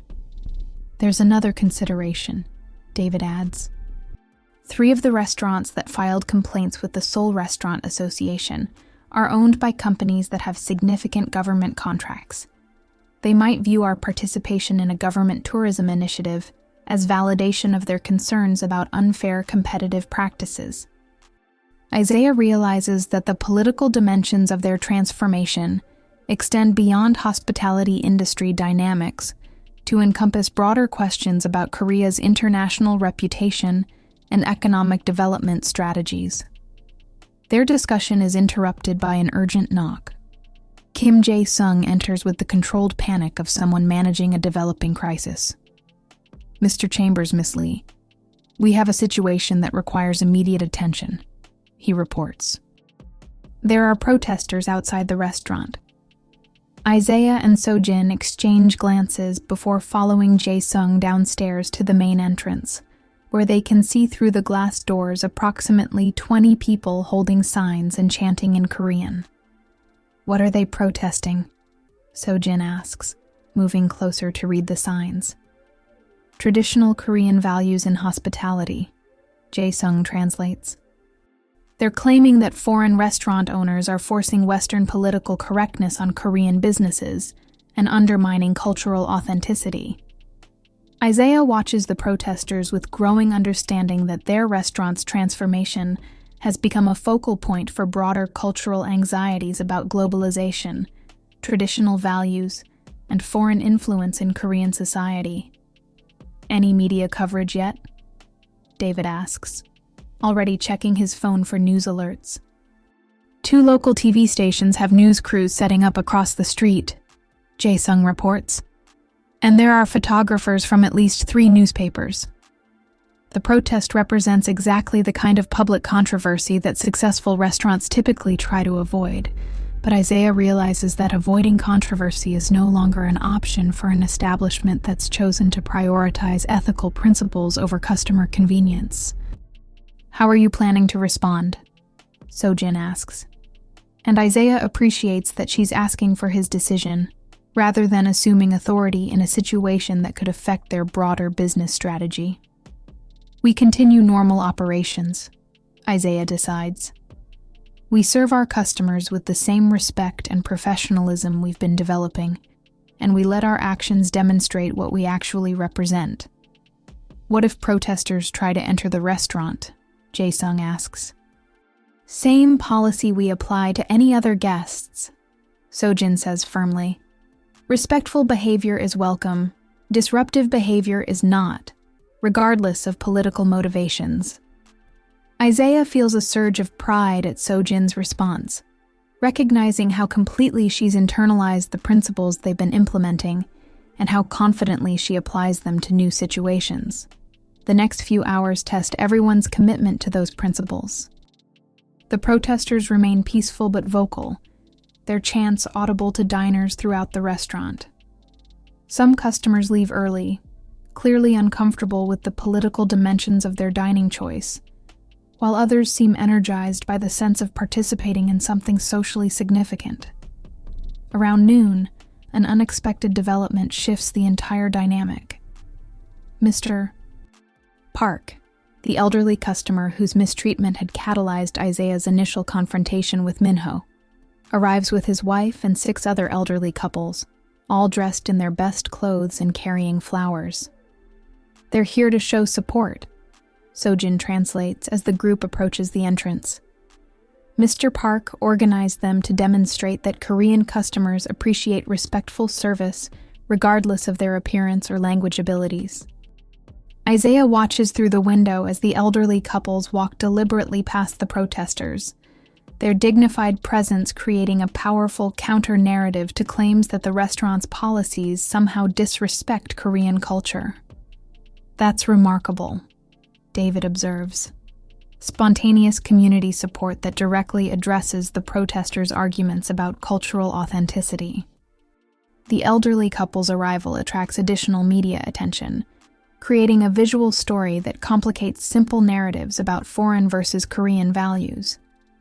Television cameras capture Mr. Park explaining in Korean why he and his friends choose to support a restaurant that treats all customers with dignity, regardless of their economic status or social connections. "We should invite them to lunch," Isaiah decides, "as our guests, with full service and our appreciation for their support." That would send a powerful message, Sojin agrees. But it would also intensify the political symbolism around this establishment. Isaiah realizes that every decision they make now will be interpreted as a political statement, regardless of their intentions.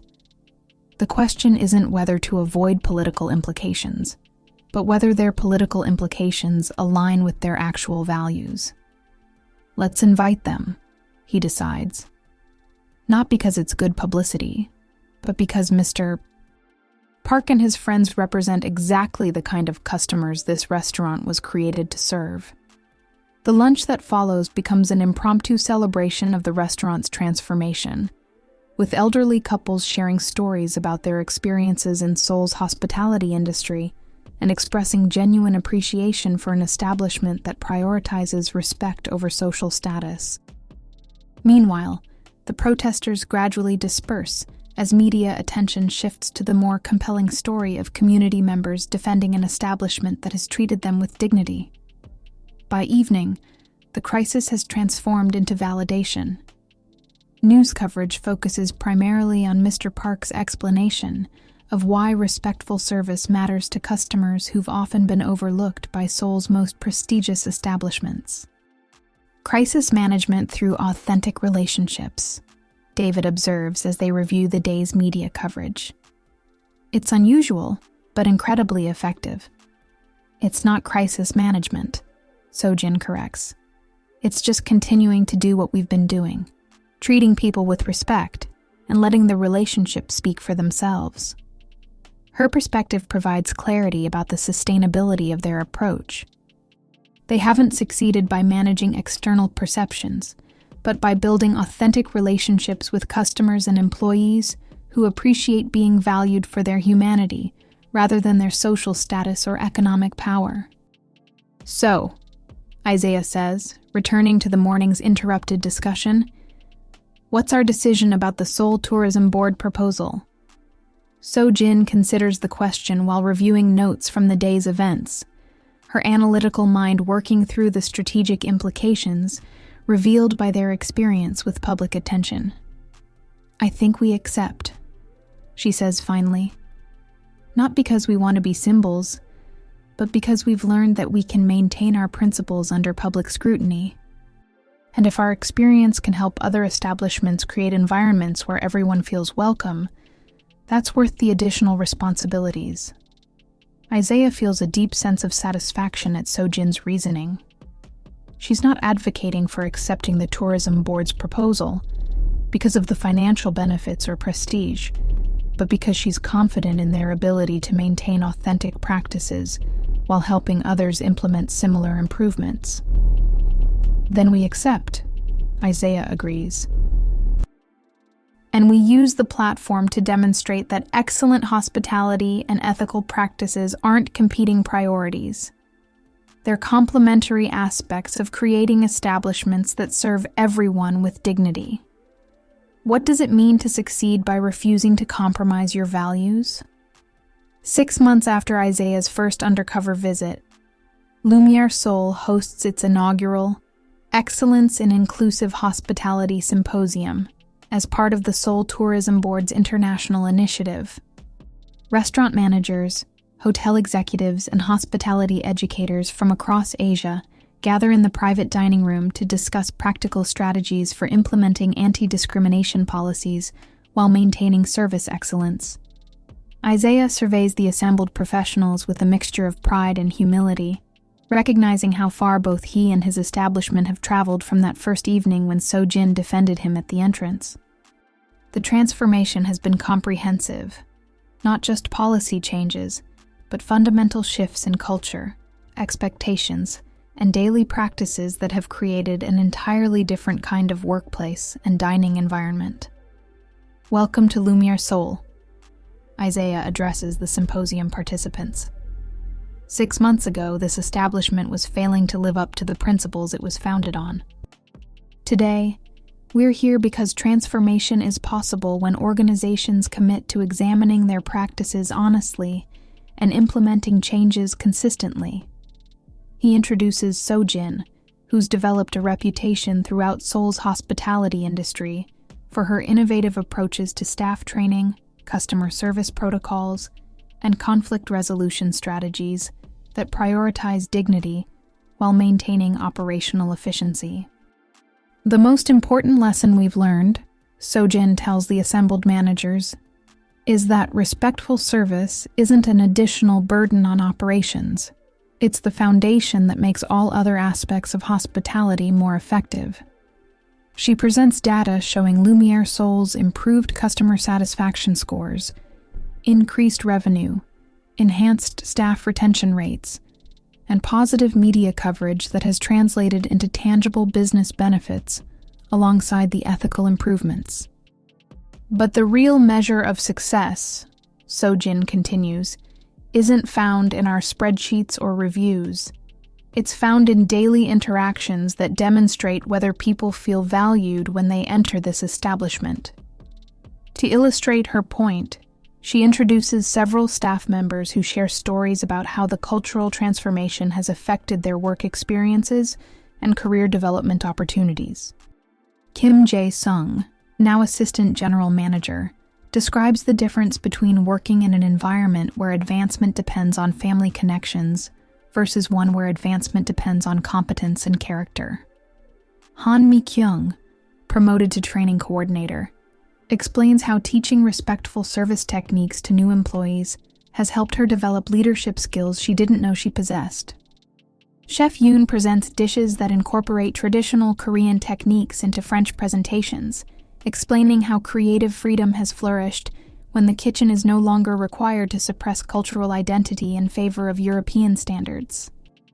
The presentations generate thoughtful questions from symposium participants, but Isaiah notices that some attendees seem skeptical about whether such comprehensive changes are practical for establishments that serve traditional Korean clientele with conservative expectations.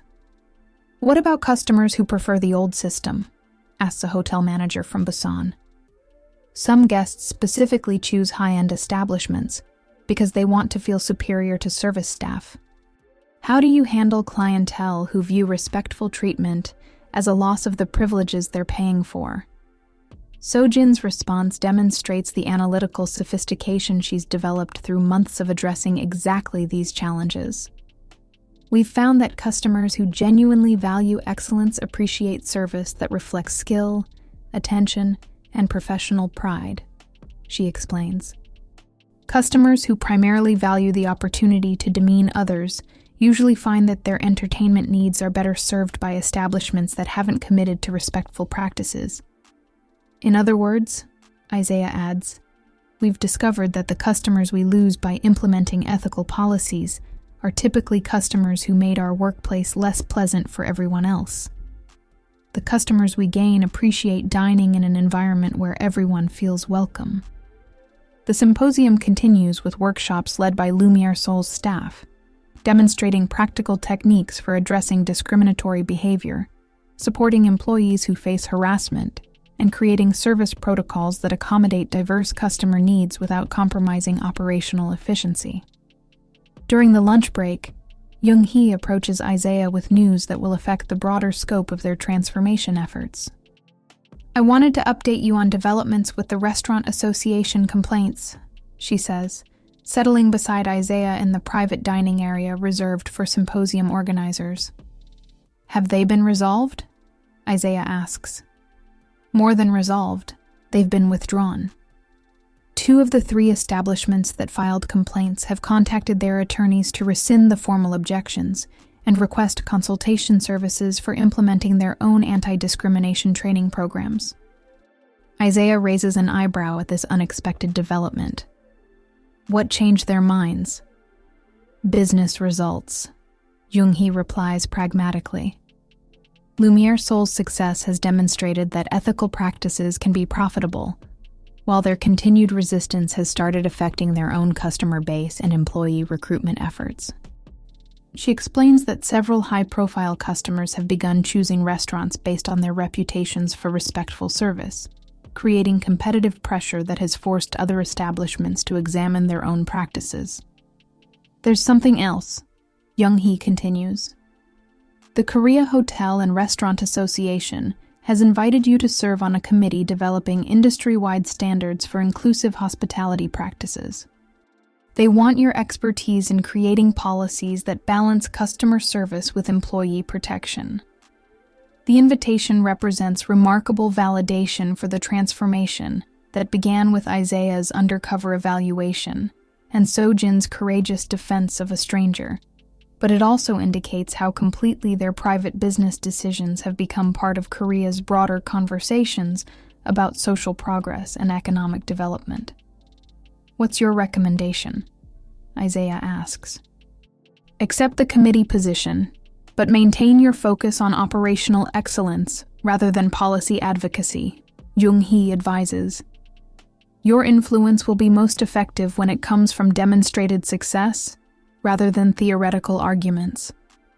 As the symposium resumes with afternoon sessions, Isaiah reflects on the complexity of institutional change. What began as his personal investigation into his restaurant's culture has evolved into a case study that other establishments use to guide their own transformation efforts. But the most meaningful validation comes during the symposium's final session, when Mr. Park and several other regular customers join the discussion to share their perspectives on how respectful service has affected their dining experiences. When I first came to this restaurant, Mr. Park explains through a translator, I was nervous because I thought my clothes and language might not be appropriate for such an elegant establishment. Now I come here not just for the excellent food, but because I know I will be treated with the same respect as any other guest. His words generate applause from the symposium participants, but more importantly, they remind Isaiah and Sojin of the human impact that extends beyond business metrics and industry recognition. After the symposium ends and the participants return to their own establishments, Isaiah and Sojin conduct their regular evening review of operations, a routine that has become their most important strategic planning process. How do you assess today's impact? Isaiah asks. Positive, but incomplete, Sojin replies with characteristic honesty. Some participants seem genuinely committed to implementing changes at their establishments. Others seemed more interested in avoiding problems than creating improvements.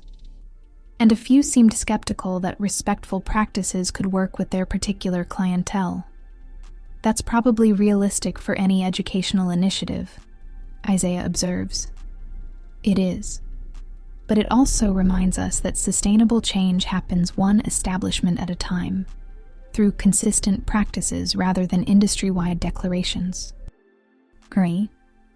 As they complete their review, Isaiah realizes that the most important measure of their transformation isn't found in external recognition or industry influence, but in the daily reality of working in an establishment where everyone, staff and customers alike, expects to be treated with dignity and respect. What happens when the exception becomes the standard others aspire to reach? 1 year after Isaiah's first undercover visit, Lumiere Soul prepares to celebrate its 2nd anniversary with an evening that will bring together everyone who contributed to the restaurant's transformation. The guest list includes current and former employees, regular customers, industry colleagues, and community members who've supported the establishment's commitment to respectful hospitality. Isaiah stands in his office reviewing preparations for the evening, but his attention keeps returning to a letter that arrived that morning. A handwritten note from Min Ho, the former manager whose discriminatory practices had catalyzed the restaurant's cultural revolution. "I know I have no right to contact you after the way my employment ended," the letter begins, "but I wanted you to know that losing my position at Lumiere Soul forced me to examine attitudes and behaviors I had never questioned before. I am writing to apologize not just for my treatment of customers and staff, but for my failure to understand that hospitality should honor everyone who enters an establishment, regardless of their appearance or social status." The letter continues with Minho's description of the personal work he's undertaken to understand his own prejudices and the steps he's taking to develop more respectful approaches to customer service. He concludes by asking not for forgiveness or employment consideration, but simply for acknowledgement that people can change when they're willing to confront uncomfortable truths about themselves. Isaiah sets the letter aside as Sojin enters with her final preparations checklist, her confidence and authority now so natural that it's difficult to remember when she was the invisible cleaning staff member defending a stranger at the entrance. "Everything is ready for tonight," she reports. "Catering is prepared for 200 guests. The presentation materials are finalized, and the staff is excited to share the story of our transformation with everyone who's been part of the journey." "Including Minho?" Isaiah asks, gesturing toward the letter. Sojin reads it carefully, her expression thoughtful rather than angry as she processes her former supervisor's words. "People deserve opportunities to demonstrate growth," she says finally.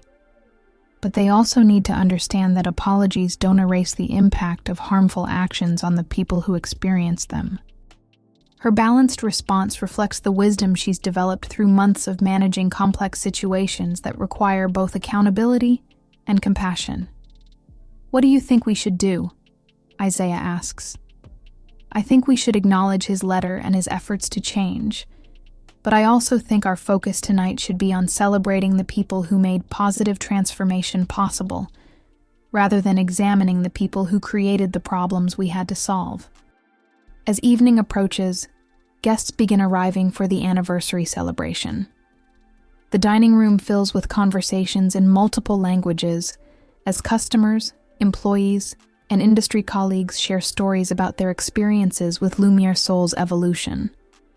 Mr. and Mrs. Park arrive early with a gift, a traditional Korean painting that depicts hospitality as a bridge connecting different communities through shared respect and understanding. They present it to Isaiah and Sojin with ceremonies that honor both the restaurant's success and their own dignity as valued customers. Jung-hee arrives with several other investors who've become interested in supporting businesses that prioritize ethical practices alongside financial returns. Their presence indicates how completely the restaurant's transformation has altered its position within Seoul's business community. David coordinates the evening's program with his usual efficiency, but Isaiah can see genuine pride in his expression as he observes the celebration of changes that began with crisis management and evolved into institutional transformation. "Ladies and gentlemen," Isaiah addresses the assembled guests, "welcome to an evening that celebrates not just Lumiere Soul's anniversary, but everyone who contributed to creating an establishment where excellence and ethics support each other." He introduces Sojin as the evening's primary speaker, recognizing that her journey from invisible employee to respected manager represents the most powerful symbol of the restaurant's transformation. "1 year ago, I was cleaning tables while watching talented people being overlooked and good customers being mistreated," Sojin begins. "Tonight, I stand before you as general manager of an establishment that demonstrates every day that respectful service isn't an idealistic goal. It's a practical business strategy that benefits everyone involved." She presents a comprehensive review of the restaurant's achievements: improved customer satisfaction, increased revenue, enhanced staff retention, positive media coverage, and industry recognition that has elevated Lumiere Soul's reputation throughout Asia's hospitality sector. But the statistics don't capture the most important changes. Sojin continues. The real transformation is measured in daily interactions that demonstrate whether people feel valued when they enter this establishment. She invites several staff members to share their experiences with the restaurant's evolution, creating a narrative that encompasses both individual growth and institutional change. Kim Jae-sung describes how promotion based on merit, rather than connections, allowed him to develop leadership skills and advance his career in ways that wouldn't have been possible under the previous system. Han Mi-kyung explains how being valued for her linguistic abilities and cultural knowledge rather than being dismissed for her international appearance has enabled her to contribute meaningfully to customer service excellence. Chef Yoon presents dishes that represent the creative freedom he's gained through working in an environment that celebrates cultural authenticity alongside culinary innovation. The presentations generate enthusiastic applause, but the evening's most meaningful moment comes when Mr. Park addresses the gathering in Korean, with translation provided for international guests. When I first visited this restaurant, he says, I was treated poorly because my clothes were modest and my English was limited. I felt shame and disappointment that such a beautiful establishment did not welcome customers like me. He pauses to look directly at Isaiah and Sojin before continuing. Tonight, I return not just as a satisfied customer, but as someone who has witnessed transformation that gives me hope for our entire society. When businesses choose to honor human dignity over social status, they create communities where everyone can flourish. The speech receives a standing ovation that reflects not just appreciation for Mr. Park's words, but recognition of the courage required to support change in the face of cultural resistance. As the evening concludes with desserts and conversations that extend late into the night, Isaiah reflects on the complexity of the journey that brought them to this celebration. The transformation began with deception and confrontation, evolved through difficult conversations about ethics and authenticity, and culminated in an establishment that serves as a model for respectful hospitality practices. Any regrets about the methods we used to get here? Sojin asks during a quiet moment between their hosting duties. Isaiah considers the question carefully, weighing the ethical complications of his undercover evaluation against the positive outcomes that emerged from the crisis it created. I regret the deception, he says finally. But I don't regret the discoveries that led to necessary changes. And I especially don't regret that the process brought your leadership to the surface, where it could transform this establishment. The leadership was always here, Sojin replies.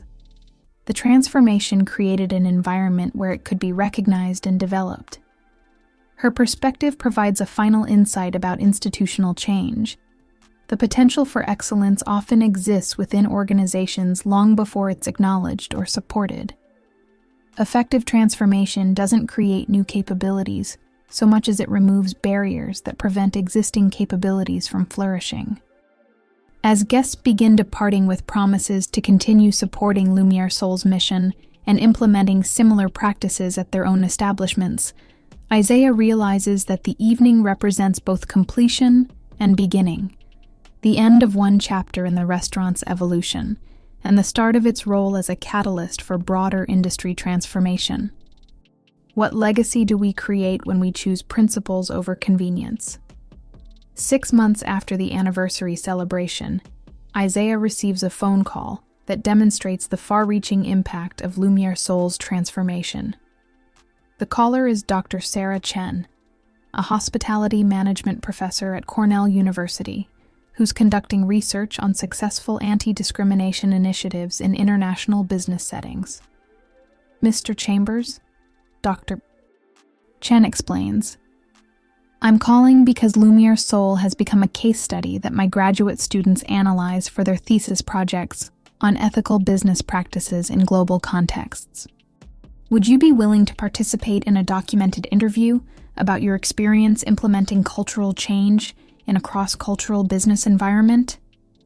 Isaiah agrees to the interview, which takes place via video conference with Sojin participating as co-interviewee. Recognizing that her perspective as the employee who became the transformation's primary architect provides essential insights that complement his owner's viewpoint. Let's begin with the catalyst for change. Dr. Chen says, adjusting her recording equipment.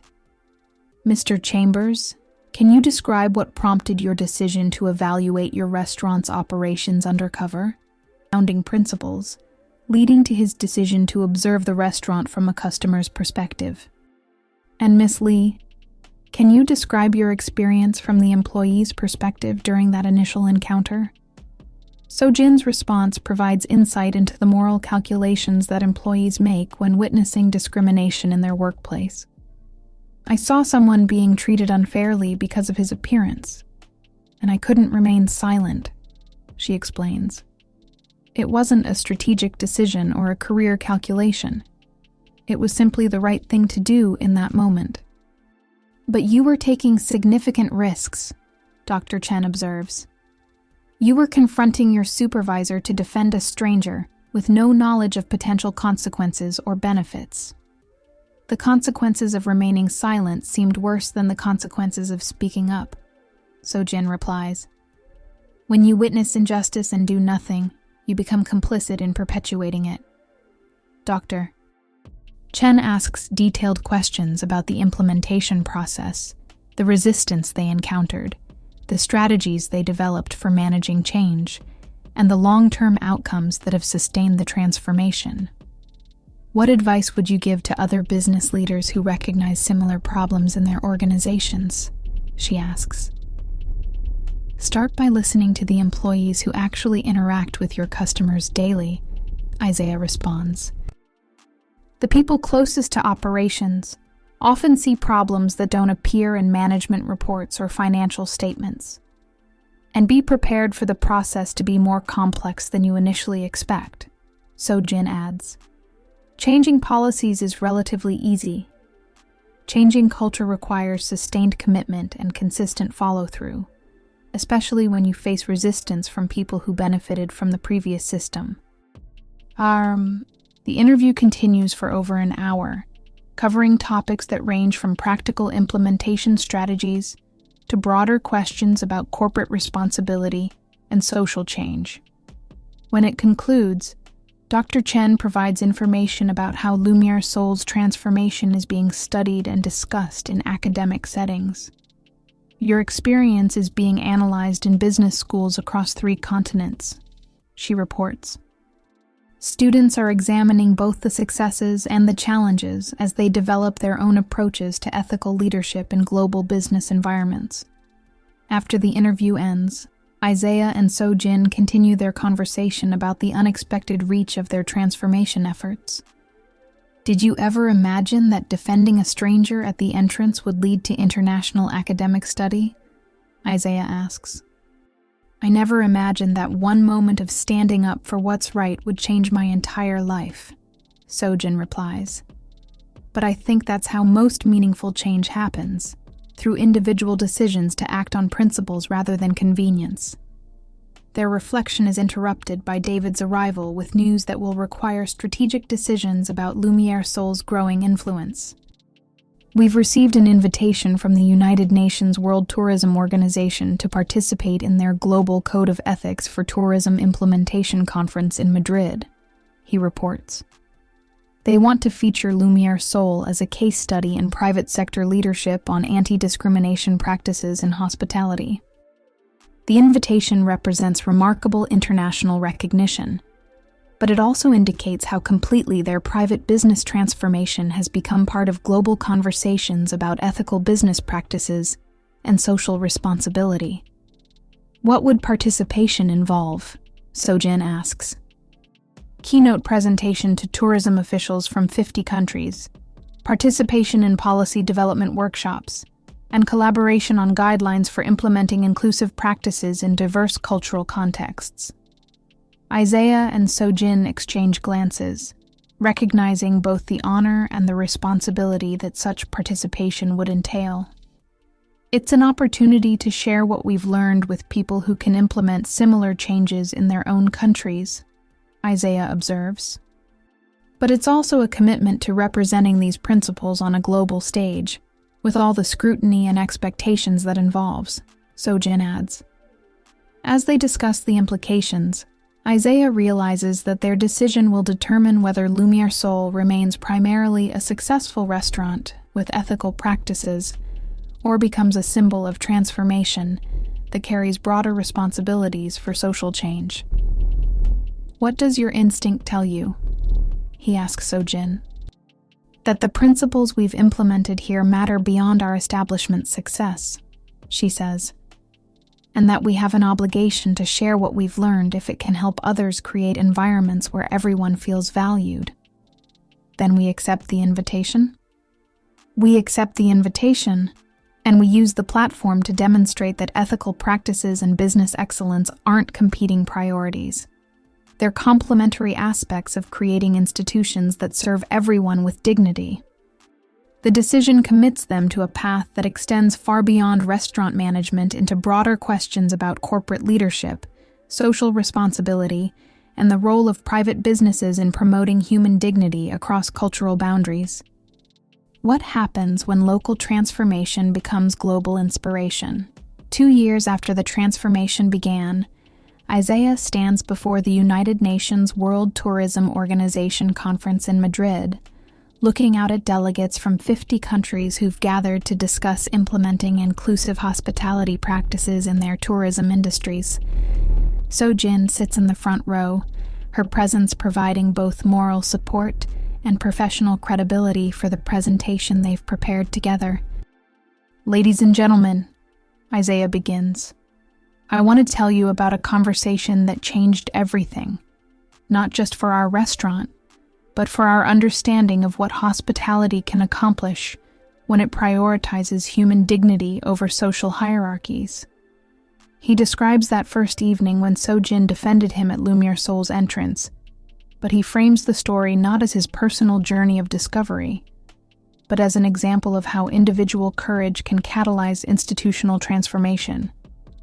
The woman who challenged discrimination that night is sitting in our audience today as the general manager who led our establishment's complete cultural evolution, Isaiah continues, gesturing towards Sojin. Her willingness to risk her job to defend a stranger's dignity demonstrated the kind of leadership that makes real change possible. Sojin joins him on stage for the presentation's second section, which focuses on practical strategies for implementing anti-discrimination policies while maintaining service excellence. The most important lesson we learned, Sojin tells the international delegates, is that respectful treatment isn't an additional burden on hospitality operations.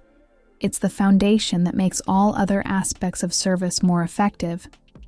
They present data showing improved customer satisfaction, increased revenue, enhanced staff retention, and positive international recognition that Lumiere Seoul has achieved through prioritizing inclusive practices. But the presentation's most powerful section comes when they show video testimonials from customers, employees, and industry colleagues who describe the impact of working in or visiting an establishment that treats everyone with equal respect. Mr. Park appears on screen to explain how being welcomed at Lumiere Seoul restored his confidence in Seoul's hospitality industry and encouraged him to recommend the city to international visitors. Kim Jae-sung describes how advancement based on merit, rather than connections, enabled him to develop leadership skills and build a career he never thought possible. Chef Yoon demonstrates dishes that celebrate both Korean and international culinary traditions, explaining how creative freedom flourishes when establishments embrace cultural authenticity rather than suppress it. The presentation concludes with Sojin's direct challenge to the international delegates. You have an opportunity to implement changes in your countries that will affect millions of travelers and thousands of hospitality workers, she says.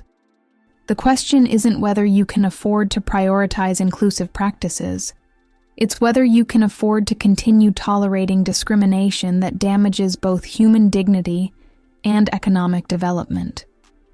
The response is immediate and sustained applause. But more importantly, the conference's subsequent workshops generate specific commitments from tourism officials who pledge to implement similar policies in their home countries. During the lunch break, Isaiah and So-Jin are approached by delegates from 6 countries who request detailed consultation services for developing their own inclusive hospitality initiatives. "Your presentation was inspiring," says the tourism minister from Thailand. "But we need practical guidance for addressing resistance from traditional business owners who believe Western concepts of anti-discrimination don't apply to Asian hospitality culture." So-Jin's response demonstrates the sophisticated understanding she's developed of cultural change implementation. Respectful treatment isn't a Western concept. It's a human concept that every culture expresses differently, she explains. The key is identifying the values within each society that support dignity and inclusion, then building policies around those indigenous principles rather than importing foreign frameworks. The conversation continues with detailed discussions about adaptation strategies, stakeholder engagement, and long-term sustainability planning that reveal how thoroughly So-Jin has evolved from restaurant manager to international consultant on ethical business practices.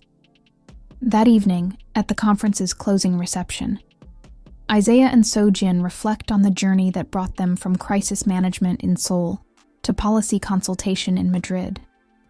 "Did you ever imagine that confronting discrimination at one restaurant would lead to influencing tourism policy across multiple continents?"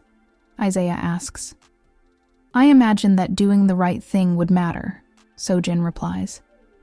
"But I never imagined how far the ripple effects would extend."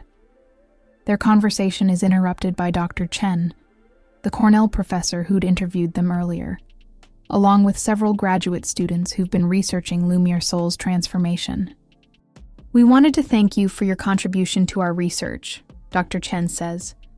"But more importantly, we wanted to let you know that your case study is being used to train the next generation of hospitality leaders in 23 countries."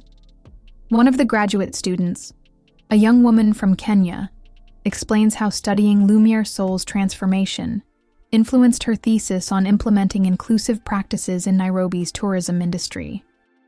"Your example demonstrated that change is possible when businesses commit to examining their practices honestly and implementing improvements consistently," she says. "That gave me confidence to propose similar initiatives for Kenya's hospitality sector." The conversation reveals the multiplier effect of their transformation, not just direct implementation of similar policies, but inspiration for new leaders to prioritize ethical practices in their own cultural contexts. As the reception concludes and delegates begin departing for their home countries with commitments to implement inclusive hospitality practices, Isaiah realizes that the evening represents both culmination and continuation. The end of Lumiere Seoul's transformation from problem to solution, and the beginning of its role as catalyst for global change. "What do we do next?" So-Jin asks as they prepare to return to Seoul. "We go back to Seoul and continue running an excellent restaurant that treats everyone with dignity," Isaiah replies. "And we respond to requests for consultation when other establishments want to implement similar changes." "That sounds perfect," So-Jin agrees. "Because the most powerful advocacy happens through consistent daily practices rather than dramatic gestures or international speeches." Her perspective provides clarity about the sustainability of their approach. They haven't succeeded by becoming professional advocates for ethical business practices, but by demonstrating that ethical practices enhance rather than compromise business excellence. What legacy do we leave when we choose to build bridges instead of walls? 5 years after Isaiah's undercover visit revealed the discrimination embedded in his own establishment, Lumiere Seoul prepares to host its most significant event yet, the Seoul International Hospitality Summit, where industry leaders from across Asia will gather to discuss implementing inclusive practices while maintaining cultural authenticity and service excellence. Isaiah arrives early to oversee preparations, but he finds So-jin already coordinating with the catering team, her management style now so natural and effective that the restaurant operates with seamless efficiency under her leadership. The transformation that began with crisis has evolved into institutional excellence that serves as a model for establishments throughout the region. The summit preparation is complete, So-jin reports, as Isaiah reviews the final arrangements. We have representatives from hospitality companies in 12 countries, government tourism officials from 6 countries, and academic researchers from 15 universities. Plus the most important participants, Isaiah adds, gesturing toward the dining room where Mr. and Mrs. Park sit with several other regular customers who've been invited to share their perspectives on how respectful service has affected their experiences as diners and community members. The summit's opening session features presentations from establishments that have implemented similar transformations, but the most compelling testimonials come from customers and employees who describe the daily impact of working in or visiting restaurants that prioritize human dignity alongside culinary excellence. A hotel manager from Singapore explains how Lumiere Soul's example inspired his establishment to examine their own hiring practices, leading to promotions for talented staff members who'd been overlooked due to their educational backgrounds rather than their professional abilities. A restaurant owner from Bangkok describes implementing respectful service protocols that have increased customer loyalty among both local residents and international visitors who appreciate dining in environments where everyone feels welcome. A tourism official from Malaysia presents data showing how establishments that prioritize inclusive practices generate higher customer satisfaction scores and more positive online reviews, creating competitive advantages that benefit both individual businesses and broader tourism industries. But the summit's most powerful moment comes during the final session, when So-jin addresses the international delegates with reflections on the personal transformation that accompanies institutional change. 5 years ago, I was invisible in this establishment, cleaning tables while watching talented people being overlooked and good customers being mistreated, she begins, her voice carrying the quiet authority that has made her one of Seoul's most respected hospitality professionals. Today, I stand before you not just as general manager, but as proof that organizations can discover extraordinary potential when they remove barriers that prevent people from contributing their best work. She pauses to look directly at Isaiah, acknowledging the complex journey they've shared from deception to partnership, to mutual respect. Change began with crisis, evolved through difficult conversations about ethics and authenticity, and culminated in an establishment that demonstrates daily that excellence and integrity strengthen each other rather than compete with each other. The summit concludes with specific commitments from participants to implement inclusive practices in their own establishments, but more importantly, it establishes ongoing networks of support for hospitality professionals who are working to create environments where everyone, customers and employees alike, feels valued and respected. As delegates depart with promises to stay connected and share their experiences implementing changes, Isaiah and So-jin conduct their regular evening review of operations, a routine that has evolved into their most important strategic planning process. How do you assess the summit's impact? Isaiah asks. Successful, but incomplete, So-jin replies with characteristic honesty. We've inspired commitment to change, but sustainable transformation requires ongoing support and accountability. The real measure of success will be whether these establishments are still implementing inclusive practices 2 years from now. What do you think will determine their long-term success? The same thing that determined ours. Whether they understand that respectful treatment isn't an additional burden on operations, but the foundation that makes all other aspects of hospitality more effective. As they complete their review, Isaiah reflects on the remarkable journey that brought them from crisis to celebration, from local transformation to international influence, from personal growth to institutional excellence. The letter from Minho still sits in his desk drawer, a reminder that people can change when they're willing to confront uncomfortable truths about themselves. The protests that once challenged their commitment to inclusive practices have been replaced by academic studies that analyze their transformation as a case study in successful organizational change.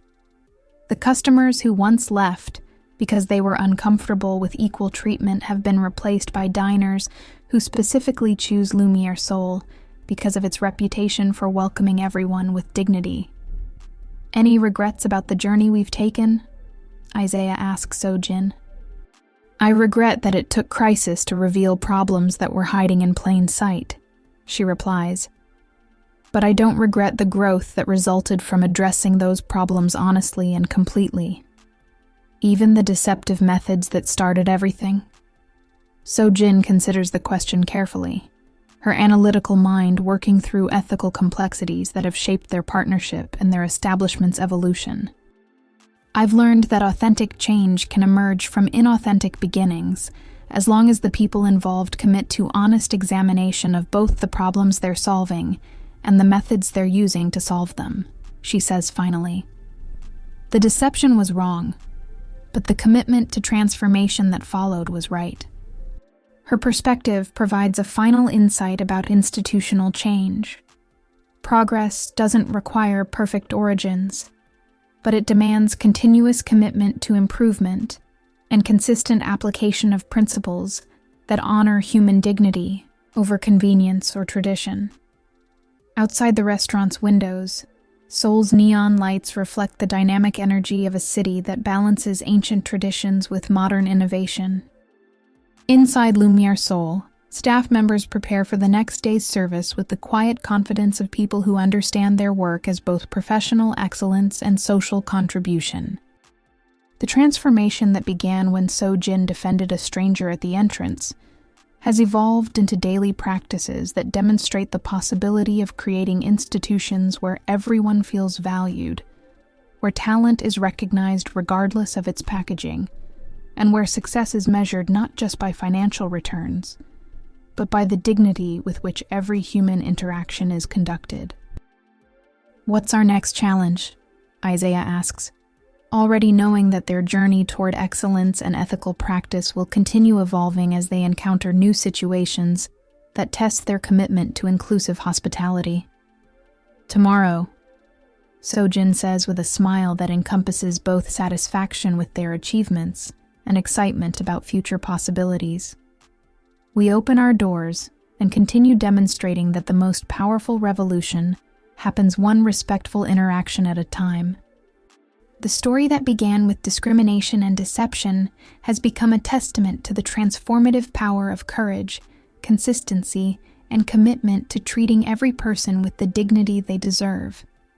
In a world where businesses often choose profit over principles, Lumiere Soul stands as proof that ethical practices and excellence can flourish together, creating institutions that serve both financial success and human flourishing.